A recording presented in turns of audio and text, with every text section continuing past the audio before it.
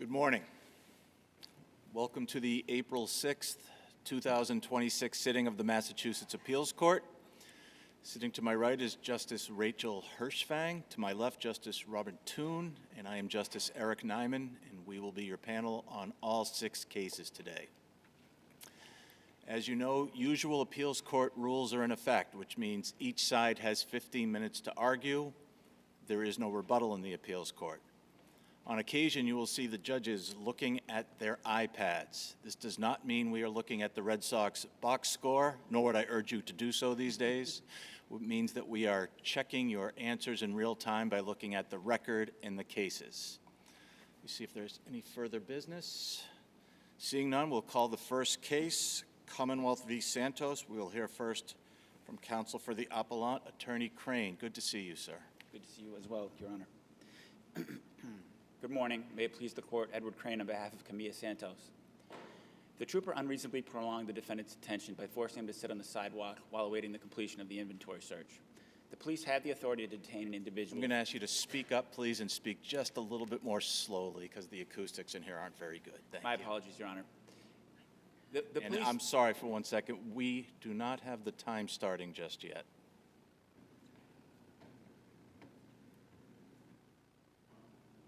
So you're going to get 15 minutes and 10 seconds. Go ahead. Yeah, let some time burn off or what? The police have the authority to detain an individual for a civil traffic infraction.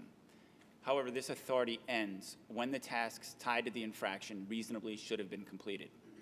The defendant failed to wear a seatbelt, and the trooper intended to issue him a written warning for this infraction. The trooper reasonably should have completed this task before conducting the inventory search. The inventory search had nothing to do with the defendant's act of failing to wear a seatbelt. The investigation of this infraction was already complete. The trooper should not have forced the defendant to remain detained, seated on the sidewalk, while awaiting the completion of an inventory search that had nothing to do with the defendant's act of failing to wear a seatbelt. The trooper should have issued a written warning to the defendant and allowed him to be on his way. Do you have a case, I know you cited Cruz and we're familiar with that, but do you have a case that says that there's a time limit for how long an officer can keep someone present while conducting an inventory search? I don't. Okay, or a case about the required order of operations, you know, that an officer is required to issue a citation before doing an inventory, or? I don't. I looked for those cases. I wasn't able to find any of those cases. Most of the cases that obviously involve this idea of unreasonably prolonging a traffic stop involve a situation where someone stopped for a traffic violation and they remain in the vehicle and gave license and registration, and then after basically the license and registration check out, the trooper the officer continues to inquire. From reading the transcript, it seems to me that it was probably a few minutes. You know, the officer doesn't testify, the judge doesn't make a specific finding, but that it was not a long amount of time between the time that the people got out of the car and sat down and the time the trooper came around to the passenger side and saw the butt of the gun. Would you agree that's what the record demonstrates? Yes, the judge didn't make any specific findings as to how much time elapsed, but he said that it wasn't a significant amount of time. He said it couldn't have been very long. Yes. But I guess my position on that would still be at that point that really any prolonging of the detention by forcing them to wait on the sidewalk while the inventory search is conducted is an unreasonable prolongment of the detention. At that point, I think it's important to recognize that they have well, my client had the right to be free here at this point. The restriction on him is significant to be detained at that point, and I guess you have to weigh the interest in some way. And I just think that the inventory search versus my client's right to go free at that point, particularly when he isn't suspected of a criminal offense. He's being held based on the fact that he failed to wear a seatbelt. I think at that point, the individual interest in being free should weigh heavier than the interest in having to complete an inventory search. Just going back to the facts again, I mean, you would have a strong position if the record were clear that the tow truck took 30 minutes to arrive, right? And sort of the trooper's just there, not doing anything, and has plenty of opportunity to issue the warning to your client before the tow truck comes. But it seems like the tow truck got there pretty quickly, and so in which case it comes down to the trooper could have issued the warnings or could have done the inventory search and had to make a decision as to which came first, but they were in close sequence, right? Is there anything that I'm missing there about the speedy arrival of the tow truck, or do you agree that that's kind of what the record shows here? Well, Your Honor, I think the record doesn't have any information about when the tow truck arrived. I actually don't believe that the tow truck had arrived by the time that the inventory search was conducted. The trooper called for a tow and then went. And did the search in advance of the tow truck did arriving? Advance I of see. The, Okay. Of the tow truck Okay. arriving. Okay. So your argument really boils down to the police here should have dealt with this defendant before he dealt with the other stuff. Is that correct? Yes. You know, you could easily foresee a situation where the police officer, for example, does decide to issue the citation first, which takes some time. They have to run the record, they have to write out the citation, make out the copies, and then the other defendant in this case, let's say, argues, geez, you should have handled my situation first. So why doesn't the police get to make that choice in a situation like this? Your Honor, the other defendant being the defendant who was the driver of the vehicle?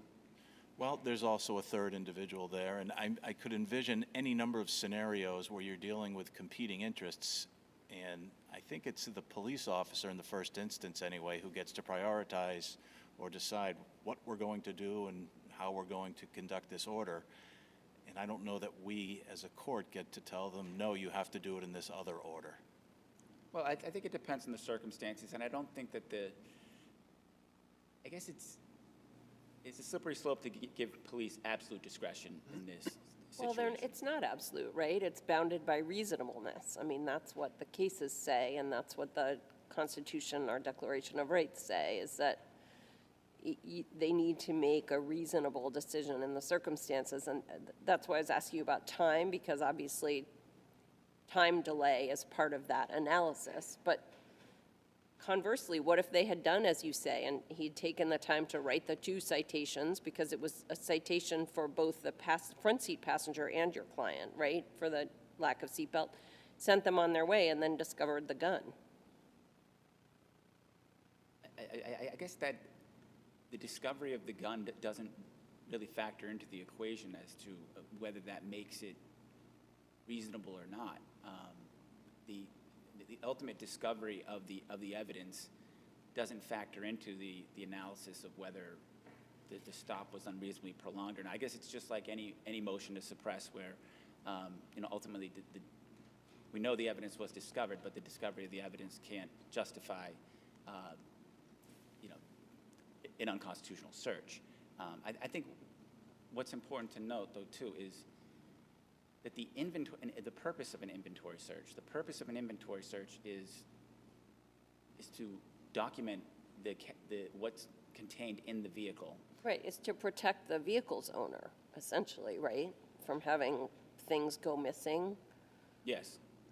And also, I guess on the flip side, the case law says to protect the tow truck driver from false claims of items being lost.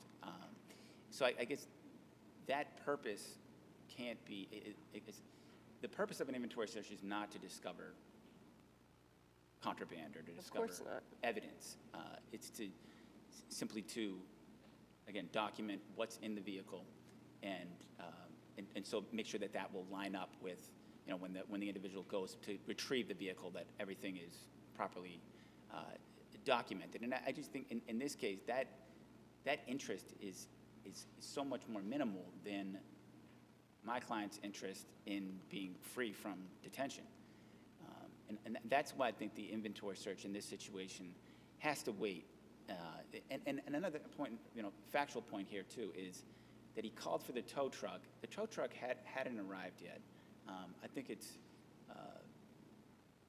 optimistic to think that the tow truck is going to arrive. It's going to take the tow truck's going to arrive. I'll step back. The concern might be that the tow truck would arrive and you'd be holding up the tow truck driver by writing the written warning. The tow truck driver's there, he wants to tow the car, and you're writing the warning, and you still got to conduct an inventory search. But this is a situation where he just called the tow truck driver. Tow truck driver is not going to be there right away. So he has time to both write the warning. I can't imagine writing the warning would take too much time. He has enough time to write the warning first and then conduct the inventory search without holding up the tow truck driver. I see your time is ticking down, and I'm conscious of the fact that you have a second argument. I don't know if you want to move to it, but I don't want you to forget it. Thank you, Your Honor. I appreciate that. It's always helpful when the court transitions to the next argument, because I would like to address it. So on the defacement issue, I really don't see any distinction between this case and Ferrara. Is the instruction given here verbatim of what was given in Ferrara? You seem to indicate that in you say it's the same. Is it verbatim, basically? I think for the most, so the important parts of the instruction are, the instruction is simply an intentional defacement instruction. It's simply an instruction on the theory of intentional defacement. And then there's the instruction that's essentially the presumption that if this individual is in possession of a weapon, you can infer that or that's prima facie evidence of the fact that they defaced the weapon. So that, in that context, it's the same. Was the instruction here, do you know if it was drawn from the model instruction 7.640? I would imagine. Okay. I would imagine. I think what the SJC was getting at in Ferrara is that presumption. That presumption applies to both types of defacement, whether it's intentionally doing it yourself or knowingly receiving it. The supplemental instruction, at least in the model, is provided or may be provided for both types of violations. Yeah, and I guess, Your Honor, I'm trying to figure out, I guess I'm a little bit trying to figure out what the SJC was saying there, because I think what they're saying is that it actually doesn't apply to the intentional defacement theory, that it only applies to the knowing receipt theory. What's the it there? You say it doesn't apply. What is it? That presumption that just, so the statute said that just being in possession of a firearm with a defaced serial number, it serves as Prima facie. Prima facie evidence of a violation. Prima facie evidence that there was a violation. It's interesting that you make that argument, because at least in the model instruction, we're not bound by that by any stretch, but at least the model instruction 7.640 provides for the giving of the supplemental instruction in either case, so it's repeated in the model. So that would tend to suggest otherwise, and I don't think the SJC and Ferrara went as far as you're suggesting, but perhaps that is their underlying intent. Either they disagree with the model instruction, or what they're saying in Ferrara is that the presumption's not enough in an intentional defacement case. You need more. Just relying on the statutory presumption based on possession is not enough. You need something more. You need some evidence that they actually intentionally. I read it differently. I read it as, if you are going to rely on the argument that the defendant knowingly received a firearm that was defaced, you need an instruction on that theory. And here they didn't provide an instruction on that second theory. They only provided the instruction as if it was charging the defendant himself for defacing it. For what it's worth, I too find Ferrara a little bit perplexing. Is it possible that, I mean, it was very helpful for you to attach to your reply brief, the instruction Ferrara. Is it possible that the transcription of that instruction was a little garbled and that the SJC read it as not kind of clearly stating the possession theory that was stated here, even though it's the same language? Because I read it, it says, if you find that fact to be proven, you are permitted to accept it. The new sentence, also as proof that it just sort of doesn't quite scan, but it seems to be the same language that is in the model instruction that was given here. Yeah, I mean, I think that and I know that the instruction in Ferrara is a little garbled, but I do think that, I don't think the SJC was relying on that in their decision. I think that, I guess my position is that the SJC doesn't agree with that model jury instruction. And I think part of what they were thinking was that, so the presumption said that if the individual's in possession of a weapon, it's prima facie evidence of a violation. But then it also has this language that says that can be rebutted by evidence that the defendant did not have guilty knowledge, so it did not know that the firearm was defaced. So that suggests that this presumption is applicable to knowing receipt, not intentional defacement, because it doesn't have language there as well that says something like, this presumption can be rebutted by evidence that the individual did not intentionally deface the firearm. I guess that latter part of the presumption that allows for the defendant to rebut the presumption suggests that the presumption really only applies to the knowing receipt theory. So I think that's maybe what they were getting at. But I would concur with Your Honor that it is a little bit of a perplexing case. That's good. Okay. Well argued, and I too would like to acknowledge your reply brief. It's each argument only one page. Great use of that mechanism without repeating and regurgitating the same arguments again. So thank you. Thank you, Your Honor.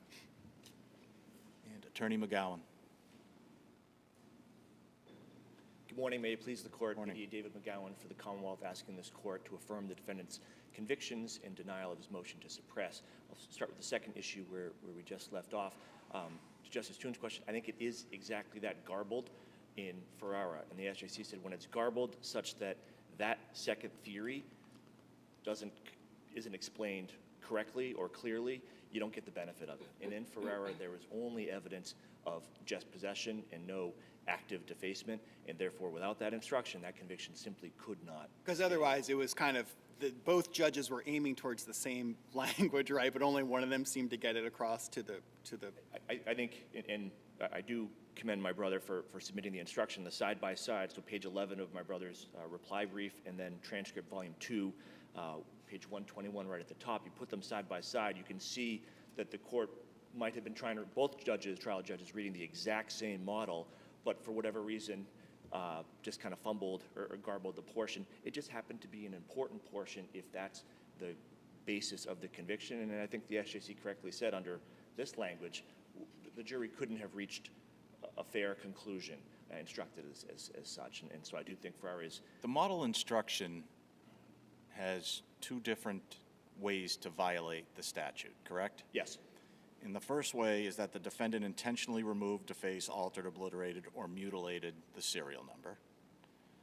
And the Commonwealth seemingly did not proceed on that theory here. Whether it did or did, you did with the you did with the supplemental instruction. But let's put the supplemental instruction aside just for purposes of my question. So that's theory one. Theory two is that the defendant received a firearm with knowledge that its serial number had been removed or defaced. It seems to me the only way the Commonwealth gets over the bar in your case is on theory two. Indeed. Indeed, And there's no evidence. both theories in the model allow for use of the supplemental instruction. And the problem, as I see it in Ferrara, was the judge gave the supplemental instruction but never instructed on that second theory, never instructed on receiving. And I see arguably the same problem in your case. That's where the parallel to me comes in. I see Your Honor's observation. I'm not sure it's problematic here. The theory the jury convicted under was straight possession because there's no evidence of active defacement, right? No file or chisel or any of that here. The instruction is correct that possession alone can be prima facie evidence. They can accept it or reject it. And that instruction was clear, and that instruction was correct here and supported by the evidence. In Ferrara, that second theory, the prima facie possession, not active defacement, may have been supported by the evidence, but the instruction to the jury was all banged up and not good, not sufficiently accurate or clear to sustain a conviction. I think that is true, and I think it may have been the way the instruction was captured or transcribed, or just a lengthy instruction. Some things get garbled. It almost seems like what you're arguing is that if the evidence warrants the supplemental instruction, it really doesn't matter what theory the Commonwealth is proceeding under, because the supplemental instruction covers both cases. I think that could be a logical. I think that's a logical extension. I hadn't. Well, I think it's formulated it, so accurate too. I can't take credit, but I think that is. I think that is a logical extension. And so here, the instruction is correct. The evidence supports it. Therefore, affirmance is appropriate. There's no further questions on the second issue, and also in this case, there's no objection. Right, counsel did object to a portion of the instructions, but not certainly not the defacement instruction. The first issue, I think, Toone, you're looking for a limiting factor here of how to approach a dynamic like this, and it's when the purpose of the stop has been concluded. It cannot be unreasonably extended. It cannot have intermissions for investigative purposes. The purpose of the stop, once it's over, people have to be let go or the stop is terminated. Here, the purpose of the stop began as a headlight being out. The purpose of the stop then began, are there licensed drivers here? Yeah. And there were none. The purpose of the stop then extended or evolved into, we need to safely secure this car and have it towed. That purpose of the stop as it evolved wasn't extended even a second to justify suppression. Wasn't extended where he sat in his cruiser for 4 hours waiting for the tow truck. He diligently performed his duties pursuant to the inventory policy. Let me ask, so the inventory policy, it doesn't say anything about whether passengers should be held at the scene while the search is conducted, right? It does not. Right. And so obviously that's a helpful purpose if they find, like a bag of gold in there, and they want to give it to the passenger, so it doesn't, but that's not required. So let me ask you this hypothetical. Assume there was no violation, no seatbelt violation, anything, any reason for further action be taken against the defendant. Would the officer have been entitled to sort of say, wait here until I conduct the inventory search, or would that have been unlawful? I think the answer is yes here, and as Justice Hershfang pointed out, this is a very fact-specific analysis. Is it reasonable? And so if the inventory policy as written does give some discretion for that. Again, if there's something that's exceedingly valuable or odd or potentially dangerous, and they have questions about the occupants as to how do we secure this effectively, appropriately, if there was something of exceeding value, maybe to cover the officer and the tow truck driver, they want to have a particular signed release for a particular item. It can depend on what happens during that time. So there could be an incident where an extra passenger, it could be a minivan with 8 people, right? And there's people hanging around for hours. That could lead to an unreasonable retention on the sidewalk. But here, the facts are, this happened quite quickly, mere minutes. And so while there could be fact scenarios that really stretch this to an outer limit, see, I'm a little surprised. I thought you would have said that what makes this case different was the need to give the defendant a warning for the seatbelt violation. But you're saying the mere fact, we all agree inventory searches can't have an investigative purpose. They're not protective searches, right? So you're saying that even though the policy doesn't specify that, it's within the realm of reasonableness for the officer to sort of say, wait here until I conduct this inventory search of the car because I might want to give you something that I find there, well, right? That seems, the whole purpose of doing the inventory search is like, we're taking your car from you, right? And we're going to send it to the impoundment lot or wherever it goes. And I don't know, that's, you don't have to argue that position. I'm just kind of curious as to. Well, the hypo Your Honor gave me didn't have the seatbelt component to it, so I think. Yeah, right. No, that's what I'm trying to get at. Like, so your case is stronger here with the seatbelt, but right. Why would they be allowed to sort of mandate that a passenger stay on the site if there's no other reason for them to be there? They may not be able to, but they may also, depending on the facts there in terms of judging reasonableness. So the time passage, what the concern that of property and finishing the inventory is, there could be a rationale for it, but if there isn't a rationale for it, it may be deemed unreasonable and therefore unlawful. And so it's hard, particularly with search and seizure type cases, to tease out all the hypotheticals. But in this case, there's no prohibition against it other than it cannot be unreasonable. And so reasonable people can disagree on how long is too long to be a passenger, really unaffiliated with anything. You had your seatbelt on, you were just kind of, you were forced to stick around when you didn't want to. That, for how long? What does that lead to? Right, but I guess just one last point is, like, there's a countervailing principle, right, under Cordero that a traffic stop cannot be extended longer than reasonably necessary to effectuate the purpose of the stop. And you're kind of building in the inventory search process as part of the purpose of the stop, and I'm not sure that really follows. Well, I absolutely am, and the reason I would argue that it follows is the purpose of the stop, that's the limiting factor. You can't extend it. The purpose evolved in this particular case because then a tow was required. Where a tow was required, an inventory is required. And so that purpose is a linear from point A to point B, never has deviated. There's nothing to suggest that we need to do a stop in the action, address any other occupant, set them on their way if they're good to go, and then resume the point A to point B. The purpose of the stop. And the purpose of the stop is securing this car at this point. The sub-purpose is issuing these warnings. Could Trooper Santa have issued the warnings during some of the breaks my brother suggests occurred? He could have. But he absolutely, there's nothing in the case law that suggests he should have or must have. And by not doing it, and there's no evidence in the record, nor a colorable argument that it was anything that was extended beyond the purpose of the stop, initially a headlight, and then the purpose of the stop until it was concluded was finishing this inventory.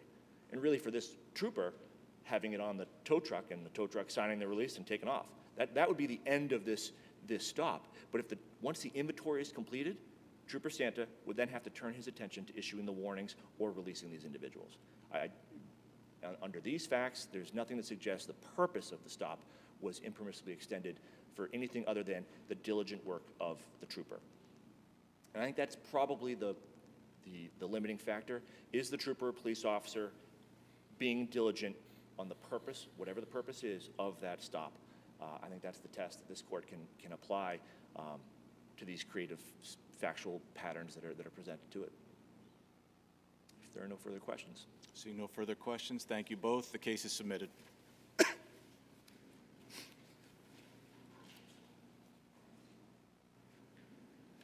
Our next case, docket 25P 1258, Commonwealth v. Lara.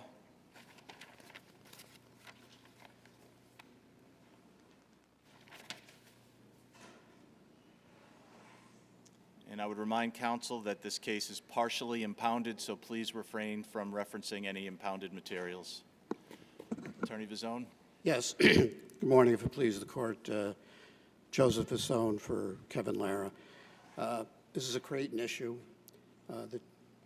At trial, the judge made some findings that there was a good reason for the in-court identification in that both court officers were employees of that courthouse for many, many years, and the defendant had a pending case, pending murder case, I believe, in that court for quite a period of time. Therefore,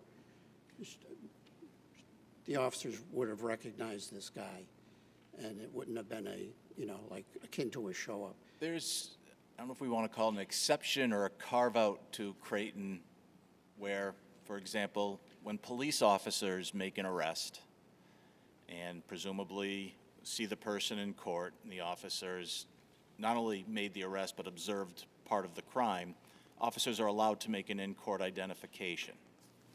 Why doesn't that rationale apply here? It doesn't apply here, Your Honor, because when the two court officers got on the stand, they identified the wrong guy, both of them. Why doesn't that go to weight if that's indeed the case? I think weight goes to the issue of guilt or innocence, but not a preliminary due process right of whether or not you're getting a fair shake at identification. The court officers technically, they were eyewitnesses. I mean, they were in the, Well, they were victims, I'm right? sorry, Your Honor? They were victims. Didn't they each get whacked a couple times during the melee? Yes, they did. So they were in there. But the question is, who started it? Was it Mr. Lara that started it, or was it one of the other individuals? Now, ultimately, the videos, at least in my opinion, will be able to show whether or not I've been able to establish prejudice. And in my brief, I said, I think I can establish prejudice because the quality of those videos is pretty poor. Everyone's dressed the same. Everyone had the same coloring of hair. And it was very difficult to make out who was who. Again, the court officers, both of them, when they took the stand, identified Mr. Perez as the person who initiated the fracas, not Mr. Lara.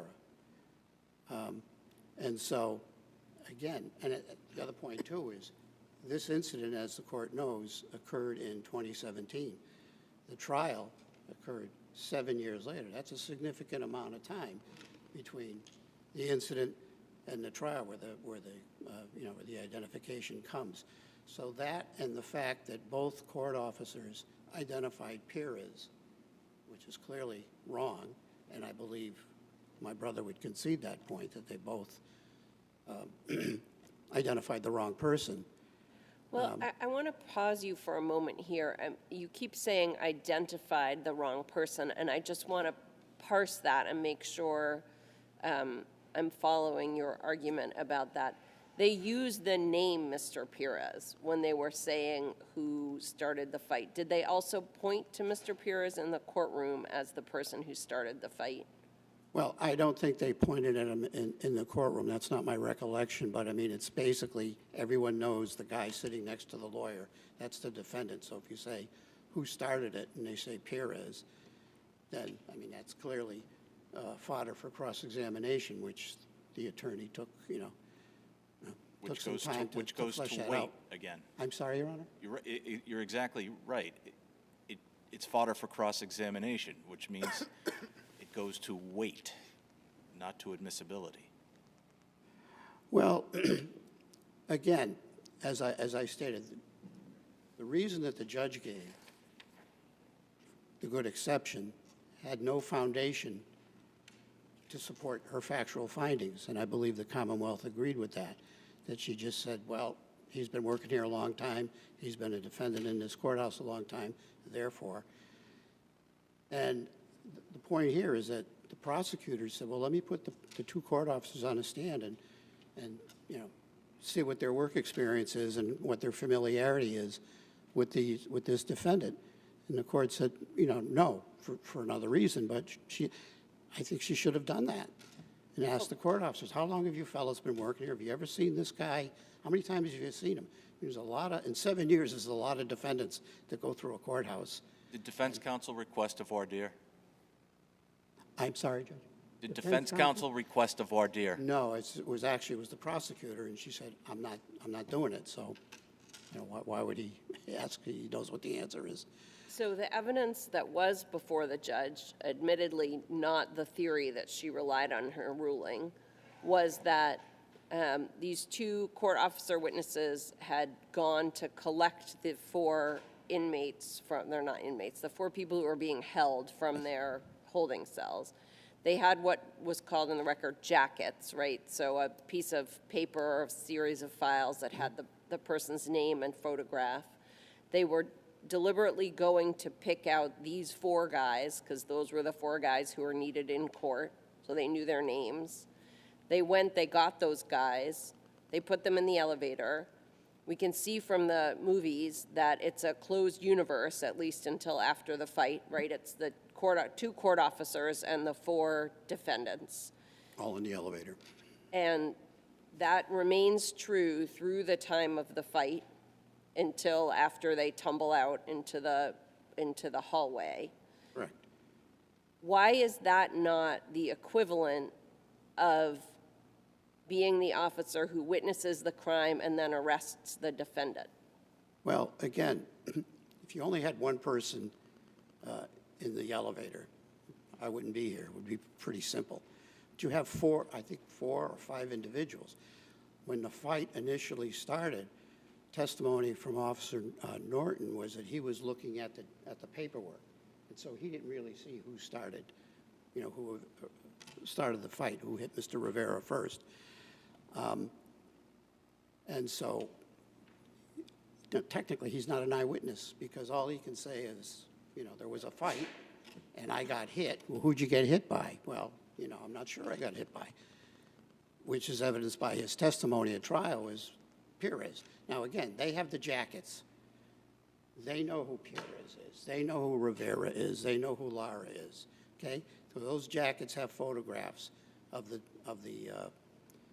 defendants in them. So everybody knows who everybody is. So in court, if he says Perez, okay, it's not like, well, I thought Perez was Lara, but he knows who Perez is because he's got the photograph in the jacket.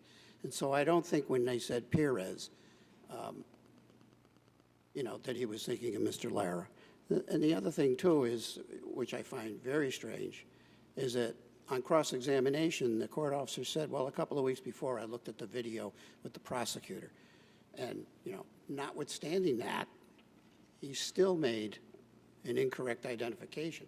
I'm sure when he was viewing that video with the prosecutor, they were saying, okay, who's this guy? Who's this guy? That's Lara. I mean, they had plenty of time to look at that video and figure out who was who. But notwithstanding that, he still made they both made erroneous identifications in court. And so what authority stands for the proposition that if you make an erroneous, assuming we agree with you, that if you make an erroneous identification, that is tantamount to a Creighton violation? Well, I don't think there is one, but I could be wrong. I just go back to Creighton. Creighton stands for the proposition that if you don't have a prior identification procedure in place, then the in-court is it's tantamount to a show-up. And what I'm saying in this case, it was a show-up because there was no prior identification. So let's say, so we have this police officer exception. Let's say a police officer arrests defendant, is allowed to testify, and the police officer makes a misidentification, or at least that's the argument being made. Does that mean that on appeal they can argue that this is a Creighton violation because there was a mistake? I think, again, in that section, all the officer can say is, I'm not saying who's guilty or not guilty. All I'm saying is, this is the guy that was pointed out to me by the victim, and that's the guy I arrested. And that's all that means, that in-court identification by the police officer. I arrested this guy. But let's assume in my hypothetical that the police officer is also a precipient witness to the crime. Well, yeah, no, point well taken. Yeah, but as I said, both of these police court officers identified the wrong person as the participants. If you only had one guy at the scene and the victim said, that's the guy, that would be one thing. That's not what happened here. You had four people and the officers had photographs, the jackets, height, weight, race, they had it all in those jackets. So there's no way that they could misidentify who was who when they got into court. The problem was they really never saw what was going on in the lockup. Again, I don't think we can dismiss the fact that it was 7 years had passed between the time of the incident and the time of the trial. And so if there's no other questions for the court, I would submit my brief. I see none. Thank you very much. Thank you. Commonwealth Attorney Amaral. Good morning, Your Honors. May it please the Court. Chris Amaral for the Commonwealth. So the Commonwealth is arguing that this situation falls squarely within the Creighton framework for two reasons. I'll start with the arresting officer exception, since that was the main thrust of the court's questions. So here, despite the fact that the trial judge ruled that, he says that he doesn't have the authority, or, these guys don't have the authority to arrest anybody. I think in my brief, I've showed a few different areas where not only the legislature has said that they have police powers within the courtroom, The executive branch has said that in the administrative adjudication that I presented. And also, an unpublished decision of this court also said something to the same thing, that, within the confines of the courthouse, they have arresting authority. So I think the trial judge was incorrect in that. So I think on that fact, he clearly fits within the arresting officer. The fact that the defendants had come, the way that I'm kind of thinking, it was almost like pre-arrested or because they are in custody already. They are literally, these two court officers literally put the handcuffs on them. I think it's CO Reed, says that I had them put their hands through the trap door, the flip door. I put their handcuffs on. I think at another point he says, they had leg irons also. So these guys have already done effectively an arrest, even if we're not counting the fact that they are already in custody. They've already kind of effectuated like what an arrest would be out on the street. They've been, detained. They're put in handcuffs. And then if you want to stretch it even further, after the fight, there's this melee that happens. CEO Norton further puts them into the cell across from this little hallway, this closed hallway. So there's like 3 different ways that this is kind of like arrest on top of an arrest on top of an arrest. So I think on that, we clearly have the arresting officer exception, there. I also cite the Stewart case, the Stewart case, where even, if these guys aren't arresting officers, in that case, it was 2 civilians on the street that were looking at the defendant who had struck a woman with a cane. And here, to Justice Hershfang's point, that here we have literally a closed universe. We have 4 potential people, and really only 2 real, potential suspects. One is standing there, his face, if you look at the camera, it's very clear that, who he is. His facial features are fairly clear. You can kind of tell who he is. The other guy is literally the victim and looks nothing like the other 2 guys, so it cannot be him. So it's really these other 2 guys. It's either potentially Pyers or Lara. So there's 2 people in a situation where it could not possibly be anybody else who has come in. There's no Houdini door where somebody comes in and, But then, to your brother's point, it is in fact that one other guy who is misidentified or correctly maybe identified by the officer. So I agree, it's not, people aren't at a march on Boston Common where it could have been any one of 100 people, but they do pick the other guy. So why is that not injurious, at least to your theory? So to that point, they did misidentify the defendant twice. All right, well, both of them misidentify him. I don't think that can be part of the court's admissibility analysis here, like the Creighton analysis, because if you're going to take that into consideration and say, okay, well, these 2 court officers these 2 court officers have misidentified this person in court, well, that's going to kind of retroactively go back to the admissibility that the trial judge has already admitted. Well, so you're arguing that the fact that it was a faulty identification doesn't mean that it wasn't reliable, or, I mean, right, I mean, we're right, the Clayton exceptions are supposed to be like getting to the issue of reliability. So I get the argument that it just goes for weight, not admissibility, but it does seem kind of significant, right, that the identifications weren't correct. I mean, it's correct, and as awkward as I think it would have been for the trial prosecutor at trial to say, like, oh, like, because at a certain point he's, I forget which court officer says it, and he says, oh, it's Pyers or something that starts the fight. I forget exactly what and the prosecutor says, oh, wait, but the defendant was part of the fight, right, or says something to that effect, right, and tries to get him to say that the defendant was part of the fight, and then trial counsel, defense counsel steps in and says, oh, this is backdoor Creighton, saying that he's, if you say that he's part of the fight, then that's part of Creighton. So he, there's a point where, the prosecutor tries to get, that, oh, he's part of the fight too. To your point, Justice Toone, that like this kind of awkwardness of, okay, it might fit the the framework, but in actuality, they kind of, I think Norton more so than Reed, because Reed at one point does say, oh, yeah, no, like definitely it's him, right? He does like positively identify, he says this is the person. I think Norton does say that it was Pyers. But what I would say to that is that, to Justice Neyman's point, this goes much more to weight, credibility, and at trial, defense counsel definitely picks up on this and says, this is, 7 years ago, you had previously, I think he says to CO Reed, you messed up, right? You said it was the wrong person, correct? And he says, yes, I messed up, sometimes I get things messed up, right? The defense counsel, hammers this issue of, it's 7 years ago, you talked with the DA, right? Didn't you, like, to appellate counsel's point, right? Like, oh, you've brought in,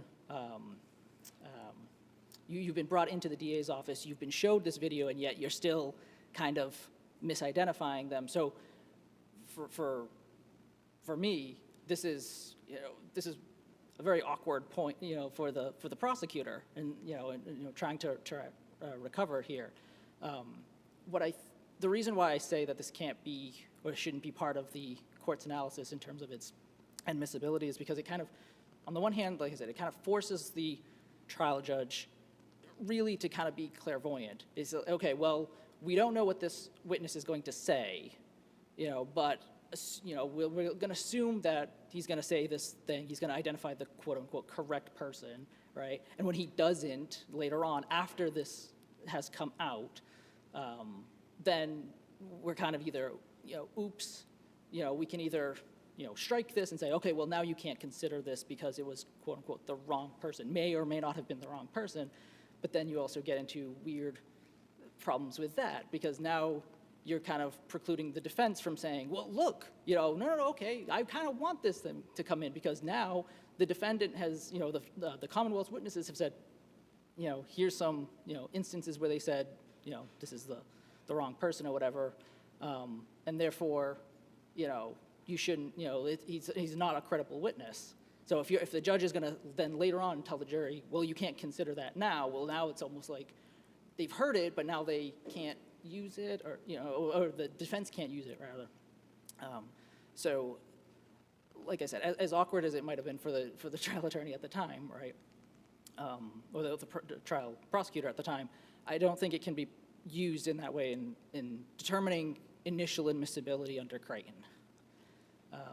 The other thing, too, that I would point out is that the jury also, they didn't just have C.O. Reed and Norton's testimony, they also had the video that, despite, I mean, it would be up to this court to determine whether it's clear enough that the jury could have determined what's going on. But I think my reading of the video, it's quite clear, who's who. The court officers are clearly defined. You can see their facial features. You can see who Rivera is, and these two guys, Lara and Pyers, they might look similar, but despite what defense counsel has just said, they are not in fact wearing the same clothes. They're not in like prison jumpsuits where everybody's wearing the same exact thing. One's wearing like a tan, it's like long sleeve sweatshirt and kind of like darker pants. I think it's Right. like white. The videos Yeah. speak for themselves. Sorry, yeah. So what I'm saying is that they're wearing different things. So the jury would have been able to say, okay, well, we see this person, striking these people, we can look at the defendant in the courtroom and say, okay, well, he looks like this person or whatever, right? So they could have compared the video to who's sitting there in the courtroom. They had the,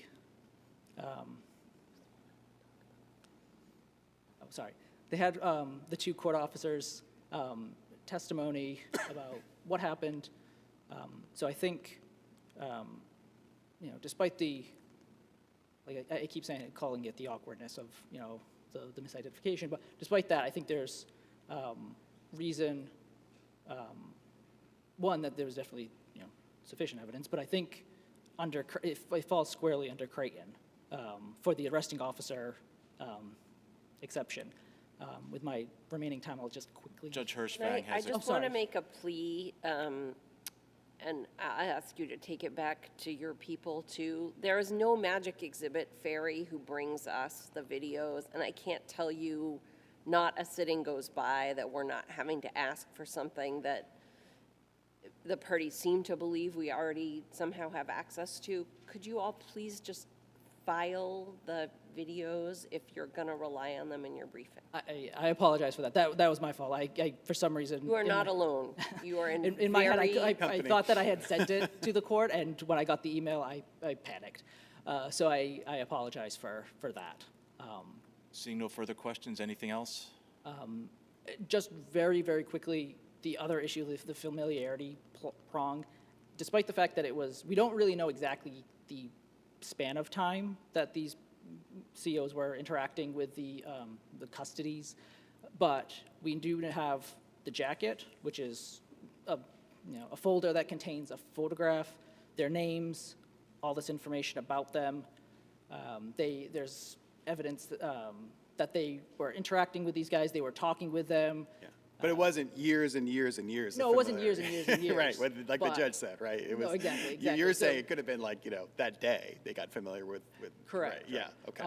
But I would direct the court to the Fielding case where there was, this court held, I think it's about 30 minutes that these two people were interacting, and that was enough to actually satisfy the Crichton familiarity prong. And even that, it says 30 minutes, but if you actually look at the fact section in that case, it really kind of boils down to maybe about 15 minutes, because those 15 of those minutes were the woman going back and forth in the pool, and she only talked to him, I guess, like every other lap or every lap or something like that. So that even that 30 minutes is cut down probably significantly. So I don't think the amount of time that these two interacted with each other, or these four interacted with the court officers, I think boils down to, they had his name, they had a photograph, they had something that was, prepared by a government agency that had all this information about them. They could compare the photograph to the guy in front of them. The whole point of the jacket, as CO Reed says at his testimony, is that we're supposed to use this to identify people who are in our lockups to make sure we're bringing the right people up into the courthouses or into the courtrooms. So there's that, and then the intensity of, okay, I've just been struck multiple times by this person. So the intensity and extensiveness of that interaction is something that this court in Fielding took into consideration more so than just the amount of time that the two interacted. And if there are no further questions. Thank you both. Interesting case. The case is submitted.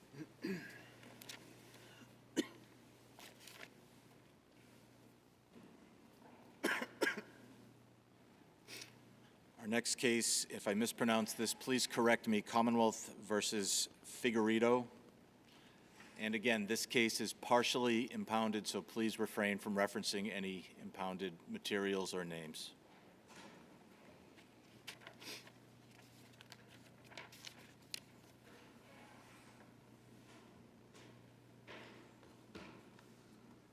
Counsel, when you're ready. Good morning. Morning. May it please the court, Catherine Sullivan Ledwidge on behalf of the defendant, JOAO Vigorito. I raised 3 issues in my brief, and I'm going to start with the first complaint issue. The handling of the first complaint evidence in this case was poor. There should have been a pause and then a voir dire of the complainant and her mother as soon as the sidebar ended after defense counsel objected to the victim's surprise testimony that she first told her mother in 2014. In Commonwealth versus Dukic, the SJC in 2008 made it clear that when there's some confusion or issues about first complaint, the trial judge is to hold a voir dire to straighten out the evidence. While defense counsel did not specifically ask for a voir dire, he made it very clear to the judge that this was extremely prejudicial to his case after his opening, and The judge struck the reference to 2014, correct? he did. And then later on during the sidebar, and this is transcript volume 1, page 168, he asked trial counsel, "What are you asking me to do?" And trial counsel said, "I don't think you can put the first complaint witness on." Now, at that time, the trial judge said, "No, I'm not going to do that." But later in the day and then the next day, that's ultimately the remedy that the trial judge utilized, and there was no objection to that remedy. So But- how do you get around that? But well, in Commonwealth versus Stukic as well, the defense counsel didn't ask for a voir dire. But here, SJC. but here, again, defense counsel specified what remedy he was seeking. The judge gave him the remedy he was seeking. Defense counsel didn't say, well, that's not good enough, or I move for mistrial, or he accepted the remedy the judge gave him, Yeah. and then he used this also, well, I'll leave it Okay, at that. so here's the issue, though. As soon as the objection came, the judge said, no, nope, I'm not gonna not have the woman, the mother testify, and I'm gonna assume that she's gonna say 2019. How could he assume that? It's been 5 years. 2019 is when she supposedly first complains. This trial is almost exactly 5 years later. We can't take counsel and the prosecutor, defense counsel and prosecutor's assumptions before trial that the first complaint is going to be what they represent. And that's what Stukic says. And as soon as there becomes a confusion, it's on the trial judge to hold a voir dire and to get the evidence straight. And if you read Stukic, that's what it says. So voir dire of whom? Voir dire of both the daughter and the mother. There should have been a pause. So you're saying at Jury that point, out. the victim says 2014, there should have been a voir dire of the victim to sort of say what's going Yep. on. That's Yes, not and the consistent. mother. Okay. Oh, at that same time? Yes, before the I think there victim should have kept been a testifying? pause, and that's what Stukic says. There needed to be a voir dire of the first complaint witness and the complainant. There seemed to be, as I'm looking at the transcript of 168, 169, Mr. Schofield, as the prosecutor says, it would be appropriate to do a voir dire that may satisfy Mr. Kennedy, the defense lawyer's concerns in the court's issue. And the court says, we'll do that before she testifies. Right. Okay, all right, thank you from the prosecutor. But there's no request, we need to figure out what's going on with the victim's testimony at that point, right? Exactly. And so, And there was a voir dire of the mother, correct? yeah, but not until, at this moment, And I didn't at the mean to interrupt. sidebar, but at this moment, at the sidebar, all we have is a 2014 statement that that's when she told her mother, which is a surprise to everyone, the prosecutor included. No one knows now, like, oh God, what is she going to say next? So at that point, let's have the voir dire. Let's take 5 minutes. Let the jury take a break, 5 minutes. Let's talk to the girl on voir dire, and then let's talk to the mother on voir dire separately, and let's see what they have to say, because nothing added up, nothing matched. So why couldn't we have done that then? I mean, they could This is- have, obviously, right? But that's not the question that's before us. The question that we need to grapple with is, it wasn't done. Would have been cleaner if it had been done, certainly. Yep. Where is the prejudice? What is Yep. I know there's a disagreement about the standard of review, but what is the substantial risk of a miscarriage of justice from that Okay, failure? so what's the prejudice is that because that wasn't done, she was allowed to self-corroborate and say, she was almost pushed into it. After this sidebar ends and they go back, he even asks her at that point about 2019, and she says no, that it wasn't. And then the judge takes over to fix all this stuff, I just don't think the defendant should be at the mercy of this type of situation. It is a substantial risk of miscarriage of justice because the victim is then allowed to testify to, oh, I tell my mother, my grandmother, I go to the Rehoboth Police Department and I tell them everything I just told the jury, and then I go to the Seekonk Police Department and I tell them everything I just said to the jury. That is so much multiple first complaint evidence in it, and then the judge never gives a limiting instruction, and the judge doesn't even seem to understand that that's first complaint. Her testimony equals first complaint when she testifies to what she told others. It's clear on that. And he, right before the second day of testimony, starts going through what the instructions are going to be, and he says, this is in volume 2, and I don't have the exact page, but it's in the first 4 pages or so. There's no first complaint, so we don't have to give I don't have to give a first complaint instruction. Well, there was first complaint. Does defense counsel object to that? No. Defense counsel doesn't object to that. In fact, not only that, but then he argues to the jury that this is all made up, which was the theory of the case. She's lying. And part of the reason you know she's lying is because you heard that this victim supposedly told grandmother and told police officer was there as well that this horrible incident had happened or these incidents had happened. Where's grandmother? Where are the police officers? You don't hear from them. Wouldn't you like to hear from them? You don't. You know why you didn't hear from them? Because as I said, this never happened. It seems to me that this was a tactical choice that a highly experienced attorney made to use this to his advantage, and he liked the advantage. This isn't someone who's afraid to object.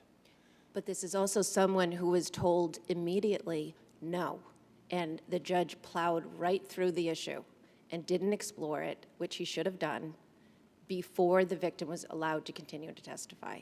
And then at But that again, pause... when he said no, I agree with you. He said no. That was when defense counsel said, the remedy I want is this mother cannot testify as a first complaint witness. He said no to that. And then the judge subsequently came back and said, I agree with you, counsel. Mother cannot testify as a first complaint witness. I'm giving you the remedy you sought. So back to Justice Hershfang's question. Where's the prejudice in light of that background? Well,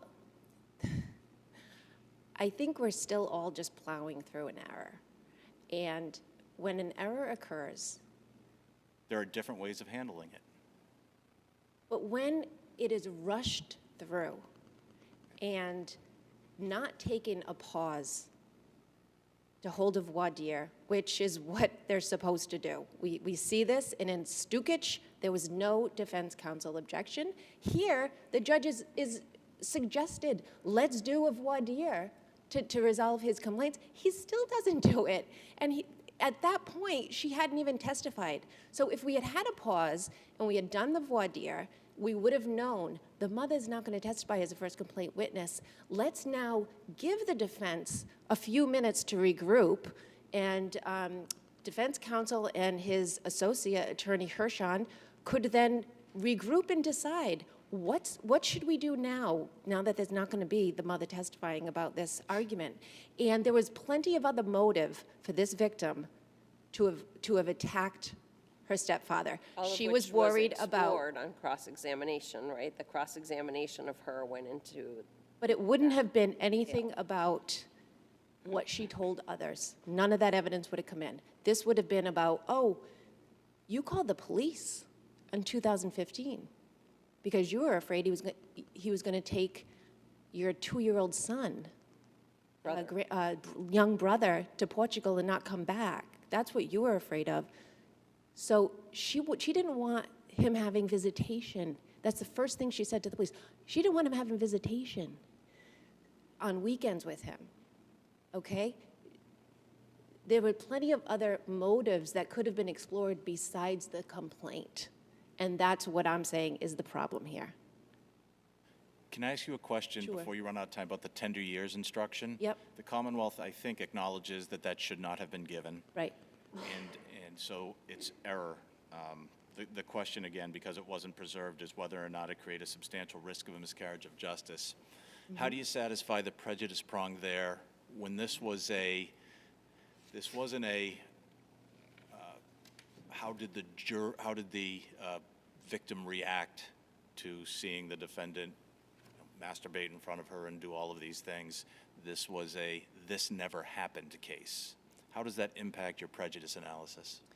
Well, I don't think that's the analysis, because it was an element of it was an element of an offense that wasn't instructed upon. Well, the And in element those wasn't, types of the element errors, was instructed on, but your They took it argument is away. that the supplemental instruction took it away from the diminishes jury. it, yes. Yeah, so it lowered the burden of proof for the Commonwealth. And in those situations, we have to look at the testimony and we have to ineluctably infer.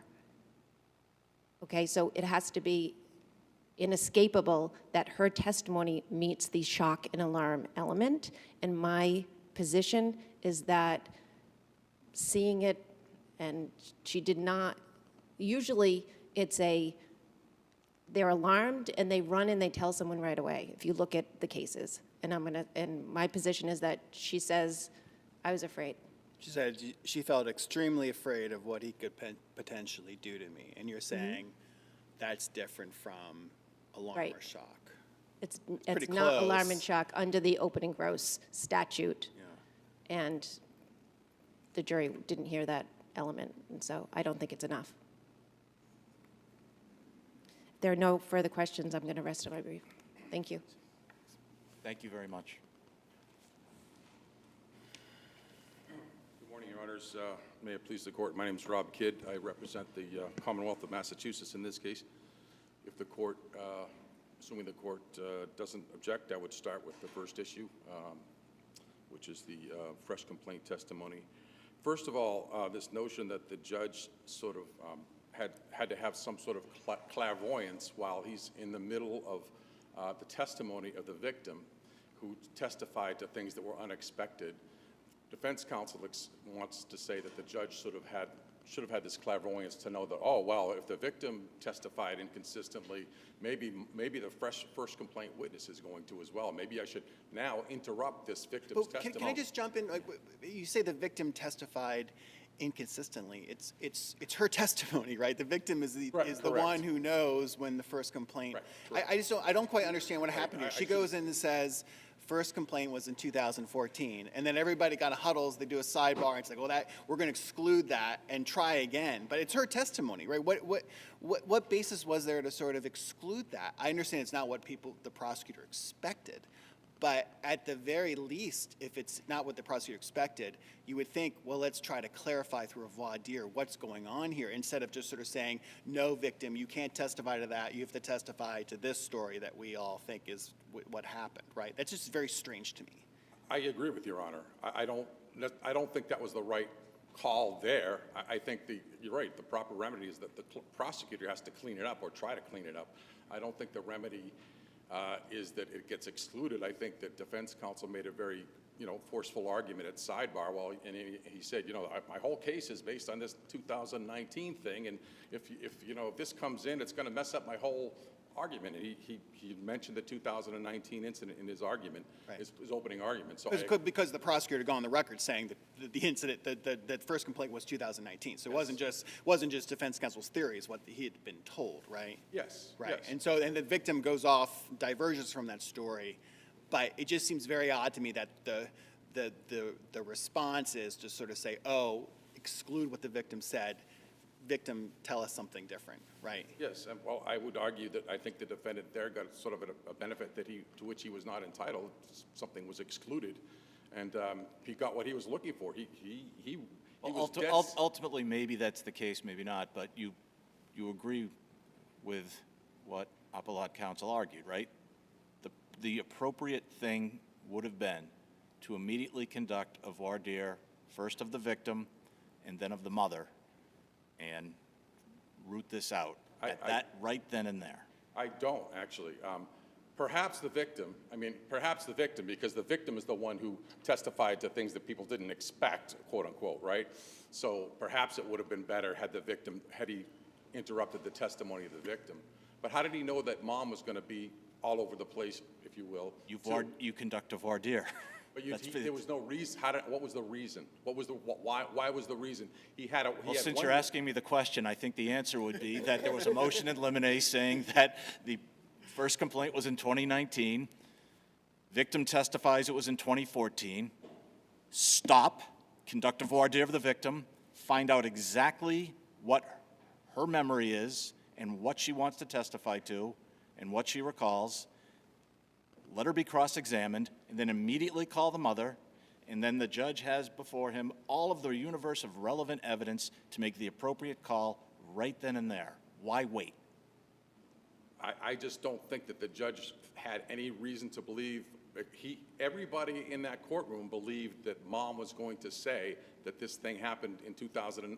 The first complaint was in 2019. And the judge, being a practical person, and would have known that the prosecutor would have spoken to mother and would have gotten information to her, prepared her testimony. There was no evidence. It was different with the victim because the victim said things that were unexpected. That would be my suggestion. I don't think there was an error and I don't think the judge needed to interrupt victim's testimony to then go to mother. But would it have been better? Yes, it would have been better. I'll say that. I'll say that. Was it error? I don't know that it was error. I don't think he abused his discretion. The court may disagree with me. So I guess the possible error at that point would be letting the victim proceed to testify about first complaint evidence after the 2014 testimony, and that setting aside the fact that the mother subsequently didn't validate the 2019 SORB, but just sort of like you already have enough. I mean, first complaint rule is sort of an exception to the general rule against this kind of evidence, right? And so you kind of feel because it's the special creation, we need to be like really careful as to make sure we're following the rules. And clearly, we all agree something went awry here and need to be cleaned up. Was that issue preserved as to allowing the victim to continue? If theirs is just conceptualized as the victim going back on the stand and testifying about the 2019 first complaint, if that was the error, was that error preserved given the exchange that occurs in the transcript? No, because there was never any request for that from anybody. Nobody asked that the victim be voir dired. It was the only person who asked for any voir dire was the prosecutor himself. He suggested a voir dire of mother, and then judge said, "I'll do that after the victim testifies." Even after the mother testified, and that her testimony went south, if you will, regarding when the first complaint happened, defense counsel never then brought it up and said, "Well, Your Honor, since mother hasn't corroborated the victim's testimony, the victim's testimony regarding first complaint should be excluded," which is what defense counsel should have done, which would have preserved the error. But again, I don't think he wanted to. I don't think that was his strategy. You've read my brief. I can go into, into what his strategy was, but I think it's obvious. Right from his opening statement, he brought out the fact that she went that this argument occurred, and the disclosure occurred in front of the grandmother, with mother there, with a police escort, and that the victim was trying to get back at her mother in the course of an argument and then blurted out this information about the defendant. He also says in his opening statement, and you're not going to hear any corroboration from the police officers, you're not going to hear any corroboration from grandma, and that's right from the get-go. So he's attacking her credibility. I'm sort of raising my voice. This is what happens to me when I get excited. But, It's all right, we're all old, so it's helpful. but anyway. So let me ask you a question about the prior bad acts. It's unclear to me whether it is a prior bad act or not. I think it is. But in any event, the mother testifies that the daughter began to resent her because of, and she says it quite awkwardly, but basically because of the abuse from the husband toward her. And the judge allowed that in for a limited purpose, but I didn't see any limiting instruction. Isn't that problematic for the Commonwealth? I think If Your Honor, yes, if the court finds that it was indeed a prior bad act, there is an instruction that goes with it. So let's break that down. Let's start with this. Is it a prior bad act or not? I make the point in my brief that we don't know whether first of all, there's that one is mention of it in the entire transcript, short mention. We don't know if it was physical abuse or emotional, or quote unquote, emotional abuse.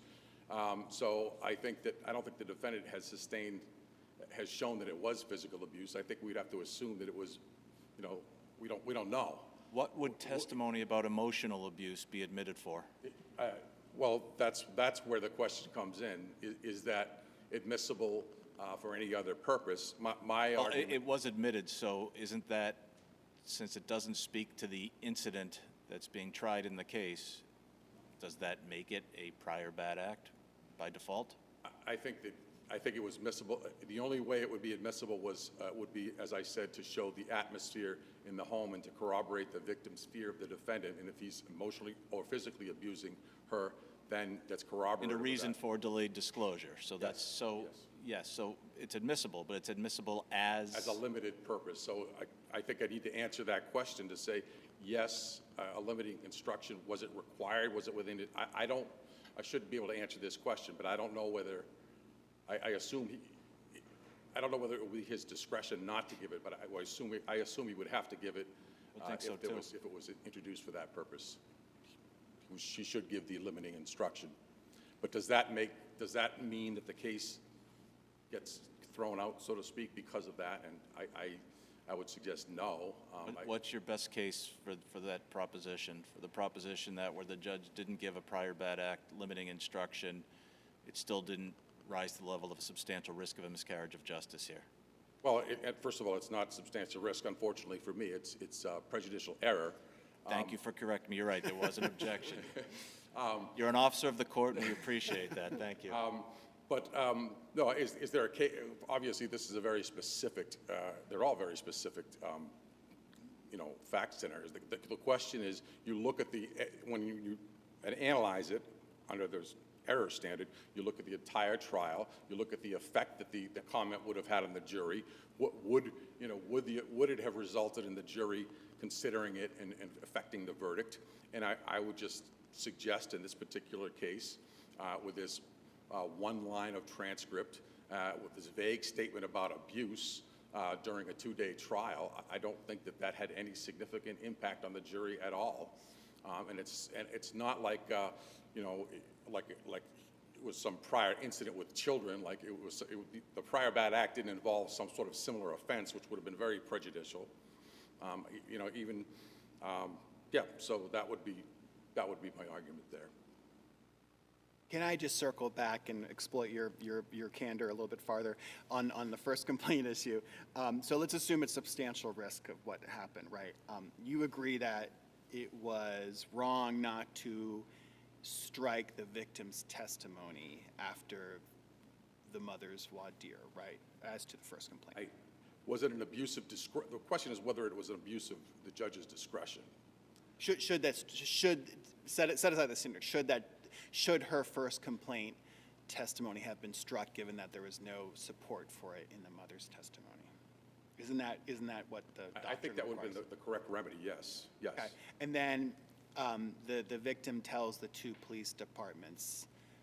Is that invalid under the first complaint doctrine? Does that violate the first complaint? Violate, yes. Yes, I did say in my brief that, Yeah. Telling the 2 police, and this is an aside, but counsel in his opening pointed out, and this is the way the facts came out to the police, she actually went to those 2 police departments to tell them that it was her brother that was being abused. And then later on, she went back and said, and I'm abused too. So counsel knew that. So anyway, that came out. Unfortunately, the jury had the impression that she answered the way the people didn't expect her to answer. She said she went to report the abuse about herself. Yeah, and that's a kind of first complaint testimony, Yeah. right? Okay. Yes, Or yeah. not first. It's right. Okay. And then lastly, there was no limiting instruction on first complaint evidence. Well, I get into that. That gets into a hairy area. So limiting instruction. There was no. The problem is there was no there was a violation of the first complaint rule, but there was no first complaint testimony because the judge excluded mother, and the rule says. But not the victim's first complaint. Right, but it's not, but when mother didn't, because mother didn't testify, victim's testimony was inadmissible. It's self-corroborative, therefore it's not first complaint testimony.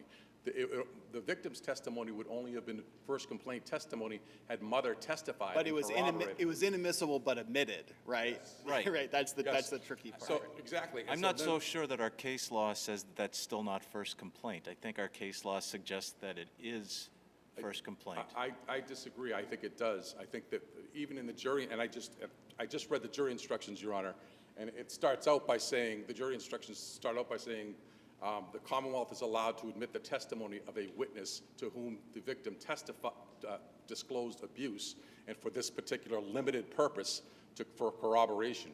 So if there is no, and I believe that counsel even says this in her brief, that is the definition of first complaint testimony. So so what is the judge supposed to do?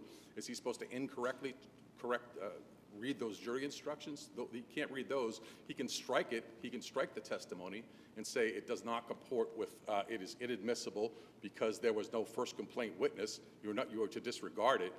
That's the limiting, that's the instruction there. But I guess we're getting into semantics here, but I'll stand him. Yeah. Maybe I'm confusing the court and myself. Now, seeing nothing, this is a difficult case, well argued, well briefed by both counsel, and the case is submitted. Thank you. One more? You want a break? One more? Sure. We're going to do one more case before our morning break. So calling docket 25P 354, SORB 527289 versus the board.